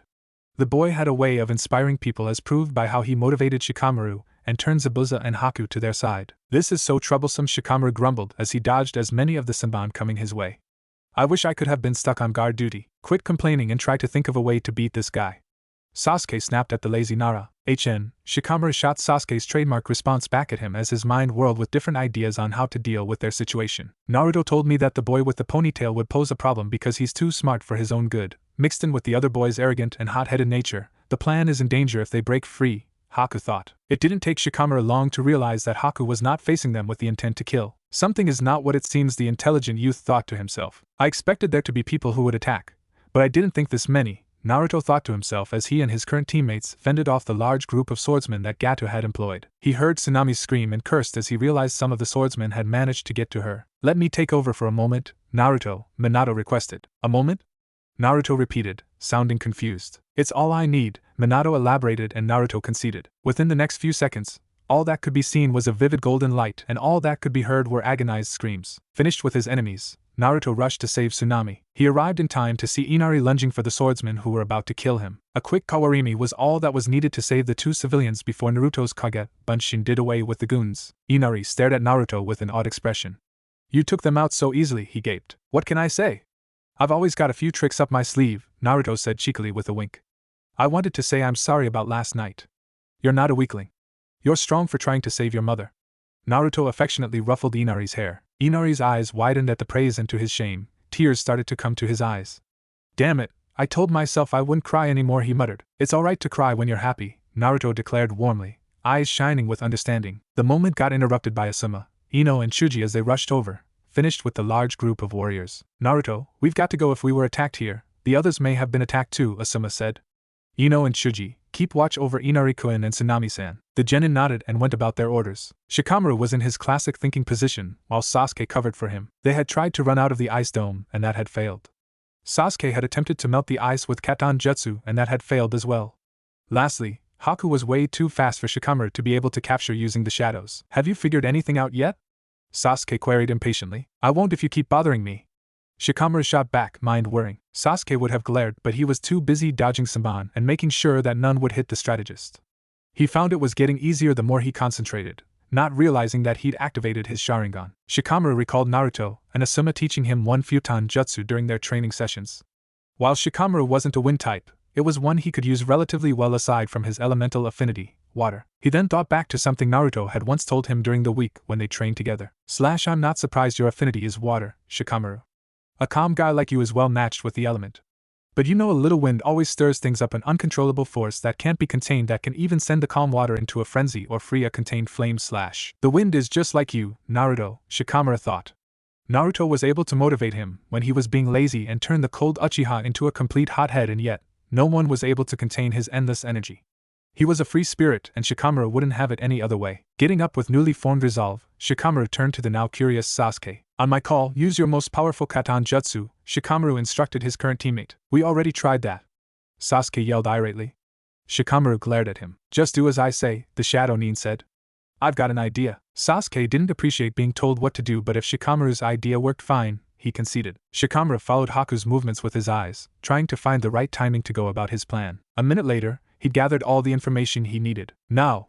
Shikamaru ordered, going through hand signs at the same time Sasuke went through his Katan, Gokyaku no Jutsu, Futon de Tapa. The timing of the attacks was such that they mixed together so perfectly that even Shikamaru was surprised by how brilliant the newly formed fireball became as it struck the ice mirror Haku had just entered, shattering it, and sending the stunned Hayatan user skidding across the bridge. They broke Haku's mirrors, Zabuza stated, sounding stunned. While Kakashi was glad the two genin had found an impressive way to get out of their predicament, he wondered how this would affect the plan. Sasuke-kun did it. Sakura squealed while inner Sakura celebrated alongside her. As would be expected of him, Shinaro. Inner Sakura yelled with a large, manic grin. What am I? Chopped liver? Shikamaru thought before sighing. Troublesome. It's over for you. Sasuke cried, lunging at a weakened Haku with a kunai. Haku! Zabuza couldn't help but exclaim, fearing for his apprentice. He needn't have worried. Sasuke's eyes widened as he found Naruto defending Haku against him. What the hell, Dobe? Get out of the way! The Uchiha growled, glaring with his Sharingan eyes, aiming to intimidate the blonde. No such luck. I won't, Naruto shot back. Naruto Baka, stop being stupid and let Sasuke deal with that ice bastard. Sakura yelled angrily. Sorry, but that's a no-can-do, the blonde retorted. Last chance, Yuzuru Tankaki.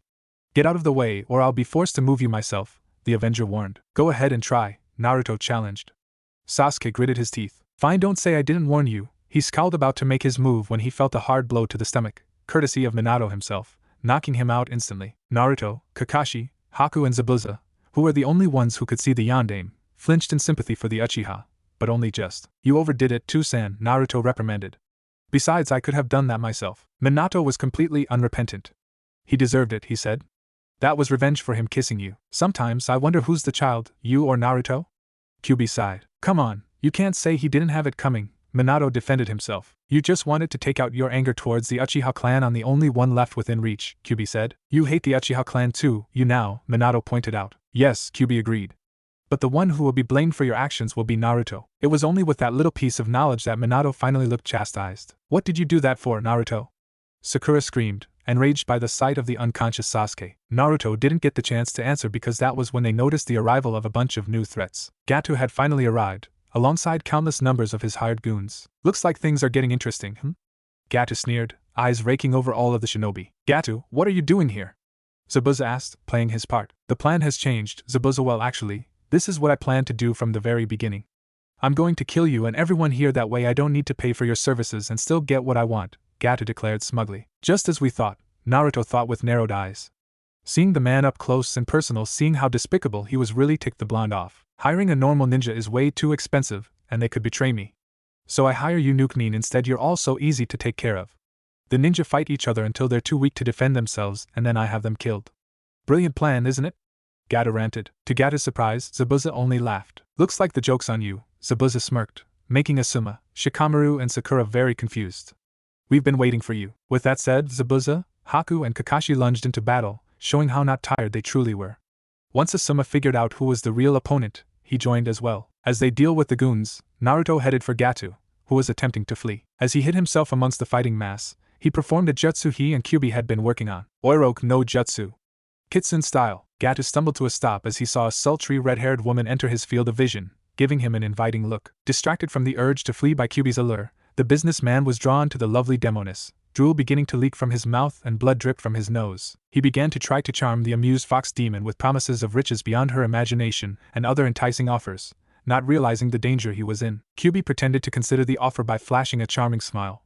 You make a very good offer, she purred, almost melting the despicable man into goo. But I don't think white children or my mate much appreciate it. What?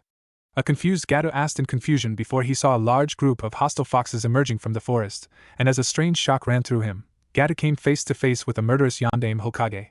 Who are you? Gato stuttered in fear. Your Shinigami, Minato said sadistically, flashing a kunai. Gato let out a high-pitched scream and turned to run only to get impaled on Kakashi's Chidori. He died instantly. The remaining goons, a still sizable amount of them still standing, made loud noises of discontent at the sight of their employer's execution. You just eliminated our meal ticket. One yelled. We'll just have to loot this town to make up for it. Another asserted. No, you won't. A familiar voice rang out and everyone saw Inari, Ino and Chuji leading a large group of villagers armed with pitchforks and other make-do weapons. Good job, Inari. Naruto cheered for the boy, popping out of the henge. My turn. Kaige Bunshin no Jutsu. A bunch of clones popped up all around him, producing an intimidating army for the goons to face. Catching on, Asuma, Zabuza and Kakashi did the same. Scared by how outnumbered they were, the goons fled. Everyone cheered, save for a confused Sakura and the unconscious Sasuke. What just happened? Sakura asked. Haven't you figured it out yet? Shikamaru asked her, wondering how she'd been labeled top kunoichi in their academy class. They set a trap. Why didn't they tell us? A chagrined Sakura inquired. I suppose because the plan may not have worked if all of us knew. It wouldn't look quite as real, Shikamaru rationalized. Zabuza approached Naruto, an unreadable look on his face. That jutsu of yours, that henge, is rather dangerous, he said, sounding a little embarrassed. It was then that Naruto noticed the blood leaking through the bandages covering Zabuza's mouth and nose. He grinned mischievously. Who knew? Momochi Zabuza, demon of the bloody mist, is a pervert, he teased, invoking Zabuza's anger. Come here, brat. The swordsman exclaimed, chasing the hysterical Jinchuriki around the bridge. Sasuke was not happy. Not only had his dobe of a teammate succeeded in knocking him out, but it had been to protect a plan that said dobe had created and successfully pulled off, alongside their once enemies no less. He was more than a little peeved that he'd been left out of the fold, never mind the fact that Team 10 and Sakura had also not been informed. His humiliation at the hands of his pathetic teammate made him thirst for revenge. You'll pay for this, Naruto, that's a promise, he vowed. A few weeks went by as Tazuna and his men finished building the bridge. During that time, Kakashi used his Sharingan to erase any bold memories of Minato's existence from the minds of everyone, save for Haku and Zabuza on Naruto's request. Therefore, the suspicions Team 10, Sasuke and Sakura had developed had all been suppressed, for the most part. Haku had been helping Naruto with his Futon and Suiton jutsus, even teaching him a few Hayaton jutsus that didn't require his Kekkei Genkai to pull off. The two Nukenin had been accepted into Nami no Kuni, much to their surprise, and they opted to stay there to protect the shinobi-less nation from any future threats. If you ever need our help, just ask, Zabuza told the Konoha Nin on the day that they intended to leave. This message was especially directed to Naruto. We will, Kakashi said, shaking Zabuza's hand. Thanks for all of the help, you too, Naruto said brightly. We should be thanking you, Naruto-kun, Haku said, for opening our eyes. The feminine boy made a subtle nod of acknowledgement to Minato. It was no problem, Naruto said with a small smile. He glanced at all of the villagers who had come to see them off before focusing on a sad Inari. Don't worry, we'll come visit, he promised. You better, Inari stated, fighting off tears. It's okay to cry if you want to, Naruto pointed out, feeling a bit sad himself. I'm not going to cry, but you can if you want, Inari shot back. Fine, later, Naruto quickly did an about face, so that the smaller boy wouldn't notice the tear that streamed out of his eye. They're like twins, Ino thought to herself as the other shinobi followed the blonde boy. You did good on this mission, Naruto. I'm proud of you, Minato stated as he walked alongside his son. Thanks, Naruto beamed, pleased with the compliment. I guess I have to keep with my promise then, Minato remarked. I'll start training you for the Hiraishin now. Yada! It's about time, Naruto exclaimed. Don't get your hopes too high up, Naruto. It's going to take a good long while to get you up to the standards needed to use it. You need perfect chakra control, mastery of all seals, and you need to be fast enough to handle the rapid-fire movements, at least enough so that your body won't be ripped apart from using it. It's going to be a lot of hard work, Minato reminded him. Since when have I ever backed down from something? Naruto shot back. Point, Minato remarked. Then it's time to adjust the gravity seals. Again? Ah damn, Naruto whined crossly, hating having to get used to more weight again. Chapter 11, Unexpected Visitors. Naruto can't receive his inheritance until he becomes a jounin, or he turns 18. What on earth was I thinking when I made that condition in my will? Minato groused as he helped Naruto clean up the graffiti that covered the outside of his apartment. Nobody would have dared do such a thing to the Namikaze estate. That's because they all love you. Unfortunately, they hate Naruto by an equal amount, Kyubi said, sounding displeased. Sometimes I almost wish I'd taken Naruto and just let the village go to hell, Minato muttered maliciously. Come on, Tusan, don't be like that. They're just like scared children. They'll come around eventually. We just need to be a little patient, Naruto stated. For someone who's taken after his mother so much as you have, that ought to be hard, Minato commented. Oh, shut up, Naruto shot back as he continued scrubbing. They heard a yip and they saw Sakuya on the street below them.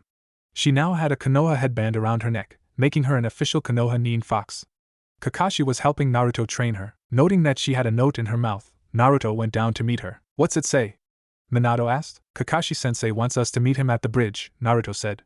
Guess cleanup will have to wait. 2 hours later, the irate Team 7 glared at the just arriving Kakashi. Don't tell me you got lost on the road of life, Naruto said sarcastically. Actually, I was coming here when I saw a black cat go across my path, so I took the long route, Kakashi countered. The genin groaned. So what were we called here for, Kakashi-sensei? Sakura queried. Kakashi was about to speak when he noticed the bird flying above them. It looked like he'd have to cut the meeting off before it even started. I called you here to tell you that we have no missions today. See you, he said brightly before disappearing. He called us here just for that. Sakura exclaimed in disbelief. What a waste of time. Something must have come up, Minato mused, having noticed the messenger bird as well. Kakashi did tell me that the Chunin exams hosted here in Konoha are coming up. Most likely he was summoned for the nominations period. Cool, Naruto commented, looking intrigued, completely oblivious to the scene between Sakura and Sasuke in which she tried to convince the Avenger to let her train with him. She was failing miserably. It was a little while later that Naruto noticed a square rock with eye holes following him. Rolling his eyes, he turned and faced his followers. There's no such thing as a square rock. Come out now, he ordered, as would be expected of my rival. Konohamaru's familiar voice rang out, and in a violent poof of smoke, the Sandame's grandson appeared with his two partners in crime. They then proceeded to go through a silly introduction that amused Minato and Naruto, and irritating the sulky Sakura who had been following them silently. I think they'd get along well with Sensei, Minato stated with a grin. You promised you'd play ninja with us today, Konohamaru reminded the blonde genin. Oh yeah, that's right, Naruto recalled, looking a little sheepish. I was going to train. You promised, boss, Konohamaru whined. Why would a ninja play ninja? Sakura asked, glowering at Naruto, wondering how Sasuke could believe he'd surpassed her. Who's she? Konohamaru questioned before a sly look appeared on his face. Is she or he faltered off as he displayed his pinky. Naruto snorted. No, she's not my type, he admitted frankly. Sakura was surprised by Naruto's statement. She had always thought he'd had a crush on her. It was a little off-putting to find that the idiot who had seemed to worship the ground she'd waked on no longer deemed her worthy of his time. It was a blow to her self-esteem. Konohamaru gave Sakura a critical look before nodding in understanding. I can see what you mean, she's got too big a forehead, and she's not all that attractive, he said bluntly. His lack of tact is going to haunt him, Minato declared, noticing the enraged look on Sakura's face. Konohamaru, as your rival and friend, I'm going to give you a piece of advice. Run, Naruto said. Konohamaru obeyed just as Sakura lunged at him. Come back here! She yelled. I'm going to kick your ass. Letting out a scream of fear, Konohamaru ran faster. Who'd want a butch woman like you? He yelled out. Grah! Sakura roared, moving faster. Yelping, Konohamaru raced forward until he bumped into a guy clad in what looked like black pajamas with a strange hat that made him look like he had cat ears and purple face makeup. He had what looked like a mummy on his back. A girl with blonde hair and 4 ponytails stood beside him with a large fan on her back. The boy glared at Konohamaru and lifted him off of his feet. That hurt, brat, he scowled. Let him go! Naruto exclaimed, not wanting his young friend to get hurt at the older boy's hands. Asuna Hitai, these two must be here for the Chunin exams. But where's their third teammate? Minato wondered, eyes scanning the area before his eyes fell over a nearby tree. Over there. Why should I? This kid needs to learn a lesson in manners, the Sunanin stated. He's the Hokage's grandson. That should be enough reason to put him down unless you want to create a diplomatic incident. Naruto scowled. Put him down, Kankuro. The last thing we need is trouble, the blonde companion said, looking nervous. He won't like it. Oh, calm down, Temari. I just want a little fun, Kankuro stated, before looking at Naruto. If you want to save him so badly, do it yourself. Fine, I will, Naruto declared, launching himself forward. Be careful, Naruto. He's a puppet user, Minato warned his son. Noted, the Jinchuriki responded, using his wind chakra to sever the chakra cords that Kankuro had produced to try to trap Naruto. Or at least he was about to when he caught sight of 3 approaching genin with IWA Hittite. He ceased the use of his elemental chakra and got knocked off his feet by the puppeteer. Kankuro guffawed loudly at Naruto's humiliation. Who knew Konoha genin were so weak? That was when a stone struck Kankuro's hand. Yelping, he dropped Konohamaru, who scurried over to Naruto. Everyone looked to see Sasuke sitting on a branch of a tree, clearly the offender. What are you doing in our village? Sasuke asked coolly. Cha! Sasuke-kun is so cool. Sakura squealed to herself, going into fangirl mode. Another annoyance, Kankuro scowled. He's kind of cute, Temari thought in approval. Stupid show-off, Naruto and Minato chorused together, snorting in contempt. Konohamaru scurried off back to Naruto's side, looking petulantly at the blonde. Naruto and I saying you suck. I believed in you, Konohamaru sulked, disappointed over how Naruto had gotten humiliated at Kankuro's hands. Naruto didn't bother to try to defend himself. He had gotten distracted by the sight of the IWA nin that were approaching slowly but surely. He hadn't expected the Sandame to allow them in for the Chunin exams. Hey punk, get down here! Kankuro demanded, glaring at Sasuke. I hate show-offs like you the most. He then proceeded to put his bandaged-up puppet onto the ground. Temari quickly reacted. You're going to use him? She asked in disbelief.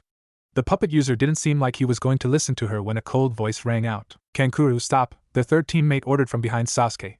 Judging from the look on Sasuke's face, he hadn't been able to sense him. A redhead with cold green eyes outlined by dark circles stood upside down, glaring at a now frightened Kankuro. You are an embarrassment to our village, he declared icily, and Kankura flinched. Jigara Kankura stuttered, looking downright terrified. There's no love between these teammates, Minato mused. He found it odd. That boy reeks of Shikaku's chakra, Kyuubi said. He's a Jinchuriki just like you, Naruto, but his seal is nowhere as strong as the one Minato designed. It's driving both the boy and Shikaku insane. Looking at the dark circles under his eyes, he can't even sleep. Thank Kami that you're a seal master, Tusan, Naruto said, relieved that the same fate hadn't befell him. Nevertheless, he felt a sense of connection to the redhead. They had something in common, something big. Losing yourself in a fight pathetic, Gaara sneered scornfully. Why do you think we came to Konoha? Listen, Gaara, they started it, the puppeteer insisted. Shut up, Gaara snapped. I'll kill you. Kankura swallowed nervously, and instantly began to plead for forgiveness, all of this being observed by the puzzled Konoha residents. So he's the leader, Sasuke realized. He's got strange eyes. Gaara turned to Sasuke. I apologize for my teammate's poor behavior, he apologized, eyeing Sasuke assessingly. He's good to have been able to land a hit on Kankura. With that, Gaara vanished and reappeared between his teammates in a flurry of sand. We may have arrived here early, but that gives you no right to play around, he scolded in an emotionless voice. I know that, Kankura sulked. Let's go, Gaara ordered, and his teammates looked quick to listen. Hey, wait! Sakura called out. You're Sunanin, right? You may be allies with our village, but you need permission to enter our village. State your purpose, Temari scoffed derisively. Talk about being clueless, she sneered.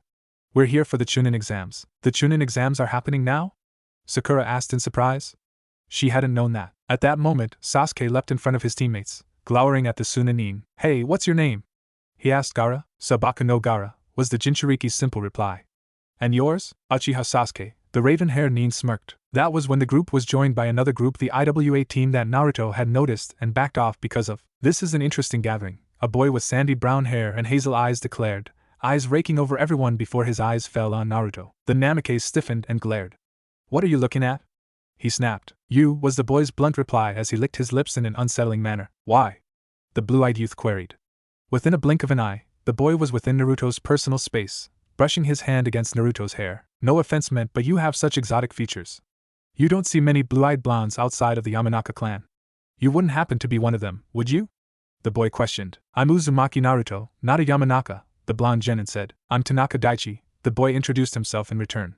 I've never heard of an Uzumaki clan in Konoha. Have you, Kagyoka-sensei? Naruto looked at the sensei of the three IWA genin and felt his dad stiffen. What's wrong, Tusan? He asked, sounding concerned. That man, he's Kagyoka-jin. I faced him during the Third Shinobi War, the Yondaime admitted. You faced him and let him survive? Naruto gaped. I was fighting him when my team got into the trouble that cost Obito his life, Minato explained. I left him wounded as I went to help them. So the great Yondaime Hokage defeated this man but didn't bother to finish him, a humiliating loss, Kyuubi mused. Be careful around him. Naruto, be careful around them all for that matter, Minato said, worried for Naruto's safety in the case that the IWA nin were able to discern Naruto's identity. Not that I know of, Jin stated. There had been one in the former Yuzuno Kuni, however. I don't have a clan, Naruto lied with an even voice. At least not that I know of. I'm an orphan. How unfortunate, Jin remarked, not sounding remotely sympathetic. I can't help but think, however, that you bear a great resemblance to the Yondaime Hokage. It makes me wonder if he'd had a child before he killed himself. He never had a kid, Kakashi-sensei told us that himself, Sakura said, flinching as the man turned to her. Kakashi as in Hatake Kakashi? He asked, eyes burning with interest. You're his students? How interesting. Given his reputation, I would have thought you all would have impressive abilities, but looking at you, I'd say you don't. Sasuke snarled at the insult. He was about to lunge at the man when Jin appeared behind him, forcing Sasuke to his knees. You would think that the last of the Uchiha clan would know how to control his temper better, Jin drawled.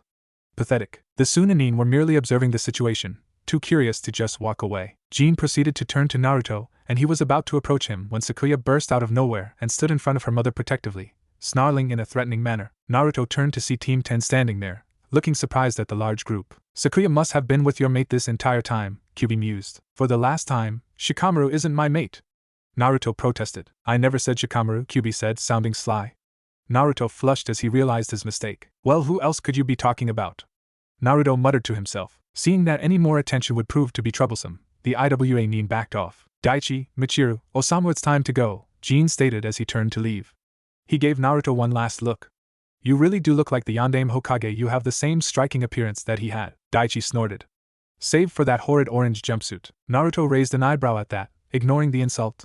Minato looked chagrined. Let's just say he's a little queer, the ex-Hokage stated, Remembering how it had been to fight the infuriating IWA Jounin, Kyubi suddenly let out a large wave of killing intent as she glared at Jean through Naruto's eyes. "Back off, bitch, he's mine," she growled, wrapping her tails around Minato possessively. Minato gazed at her in amusement. "I didn't know you felt so strongly for me, Kyu-chan," he stated teasingly. "Damn straight," Kyubi snarled, surprising the blonde Hokage as she dragged him off to her den. Figuring that he didn't want to know what was going on between his dad and his maternal figure, he mentally blocked them off and he became aware of Gaara staring at him. "What?" he asked in confusion. "You are like me," the green-eyed Jinchuriki stated, seeming intrigued by him now, when he had seemed bored by him before. Team 10, Sasuke, Sakura, Temari and Kankuro raised their eyebrows at this. It was the last thing they'd expected the frightening genin to say to the village idiot. "It would seem so," Naruto said, not sounding remotely surprised as he went to pick Sakuya up. "I suppose I'll be seeing you later, Tanuki-san." Temari and Kankuro paled as they understood just how Naruto and Gaara were similar. With that, Naruto turned to leave. "Wait," Gaara called out, causing the blonde to pause. "Yes?" Naruto inquired curiously. "Which one are you?" Gaara questioned. Naruto smirked as he stroked Sakuya. He looked down at her and back at Gaara. "Isn't it obvious?" he responded, and Gaara's siblings began choking in fear. "You and I have a lot in common, Gaara. If you ever want to talk, you'll know where to find me." Naruto walked away without another word. "We're leaving," Gaara told his terrified siblings, and the Suna Nin left, leaving a group of confused Konoha Nin behind. "Did anybody understand what's going on?" Ino asked. "Other than the fact that Naruto has got the dangerous attention of IWA Nin who think he's related to the Yondaime Hokage, and he and that creepy redhead think that they're similar to one another in some way, not much," Shikamaru stated. "How could someone like Naruto have anything in common with someone like that?"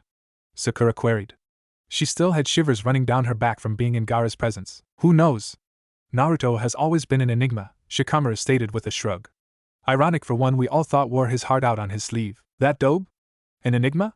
Don't make me laugh." "He's only trying to act cool," Sasuke snorted, still peeved over the entire incident. Shikamaru frowned at Sasuke before sighing. "It would be too troublesome to argue with you, so I'll let you keep your biased beliefs for now. Don't blame me when Naruto pulls a fast one on you sometime in the future," he said coldly as he left as well. "Don't be mean to Sasuke-kun," Ino scolded Shikamaru, who merely ignored her. The lazy genius looked up at the sky and frowned. "A storm is coming, and that's not necessarily a good thing." Chapter 12, Kindred Spirits. Kakashi observed Irika from a tree outside of Chunin's small but cozy-looking home. The scarred academy teacher was still clearly upset about the Chunin exam nominations. Kakashi hadn't liked getting into a fight with Irika over how ready his team is for the Chunin exams, but he felt that nominating them was right. He believed in his team. He knew they weren't perfect, particularly in terms of their teamwork, but they came through when it mattered. This exam would teach them a good lesson in a mostly risk-free setting, considering the Chunin exams were in Konoha this time. Irika would understand his reasons sooner or later. He broke out of his reverie when he had to dodge a kunai. Looking at the culprit, he found Irika glaring at him from his open window. "Why are you spying on me?" The Chunin frowned, looking adorably incensed in Kakashi's opinion. "I just wanted to see how you were," Kakashi answered truthfully. Irika huffed. "How do you think I am?" he snapped, walking away from the window but leaving it open. Kakashi took it as an invitation and entered the home, eyeing Irika as he busied himself in the kitchen. "I know you're angry, Irika-sensei, but I really believe Team 7 is ready for these exams. They've worked very hard and they've grown so much, especially Naruto." "If you saw them, you'd see that I'm right," Kakashi stated. "It's only been 6 months," Irika said. "The Chunin exams are dangerous, they could die." He'd seen that himself too many times. One of his own teammates had fell in the exam. He didn't want to see that happen to Naruto. "Naruto won't let that happen," Kakashi commented. "You know as well as I do, if not more, just how determined Naruto gets when he puts his heart into something. He's a lot stronger than he lets on." "I suppose you're right," Irika stated, sounding a little uncertain. "I just thought that I was like the rest of those prejudiced bastards wanting to see Naruto dead, right?" Kakashi finished Irika's sentence, noting the scarred Chunin's guilty look. "I assure you, I care for Naruto just as much as you do. He's like a little brother to me." "But you've only known him for a few months," Irika frowned in confusion. "Officially yes, but I've known him a lot longer," Kakashi said. "You see, I was one of his ANBU guards." Irika's eyes widened as he recalled the ANBU that used to watch over Naruto when he was younger. One of them had been silver-haired. In fact, it was the very ANBU who had saved Irika from a messy demise when the teacher had tried to save Naruto from the Kumo Nin that had attempted to kidnap him all those years ago. "Hound," the academy teacher said, a faint blush spreading across his cheeks. After that incident, Irika had developed a small crush on the mysterious ANBU. He thought he'd gotten over it, but seeing the legendary Nin unmasked in front of him, well, sort of, brought it all back. "You remember?" Kakashi beamed, brushing a hand against Irika's cheek. Seeing Irika so selflessly protect his student had been what had first attracted Kakashi to the Chunin. "I'm sorry for misjudging you," Irika stated, feeling ashamed of himself. "Ma, it's alright, Irika-sensei. You can make it up to me by coming to dinner with me tomorrow night, Kakashi said, enjoying the sight of Iruka's blush. All right, Iruka agreed shyly, causing Kakashi's smile to grow wider.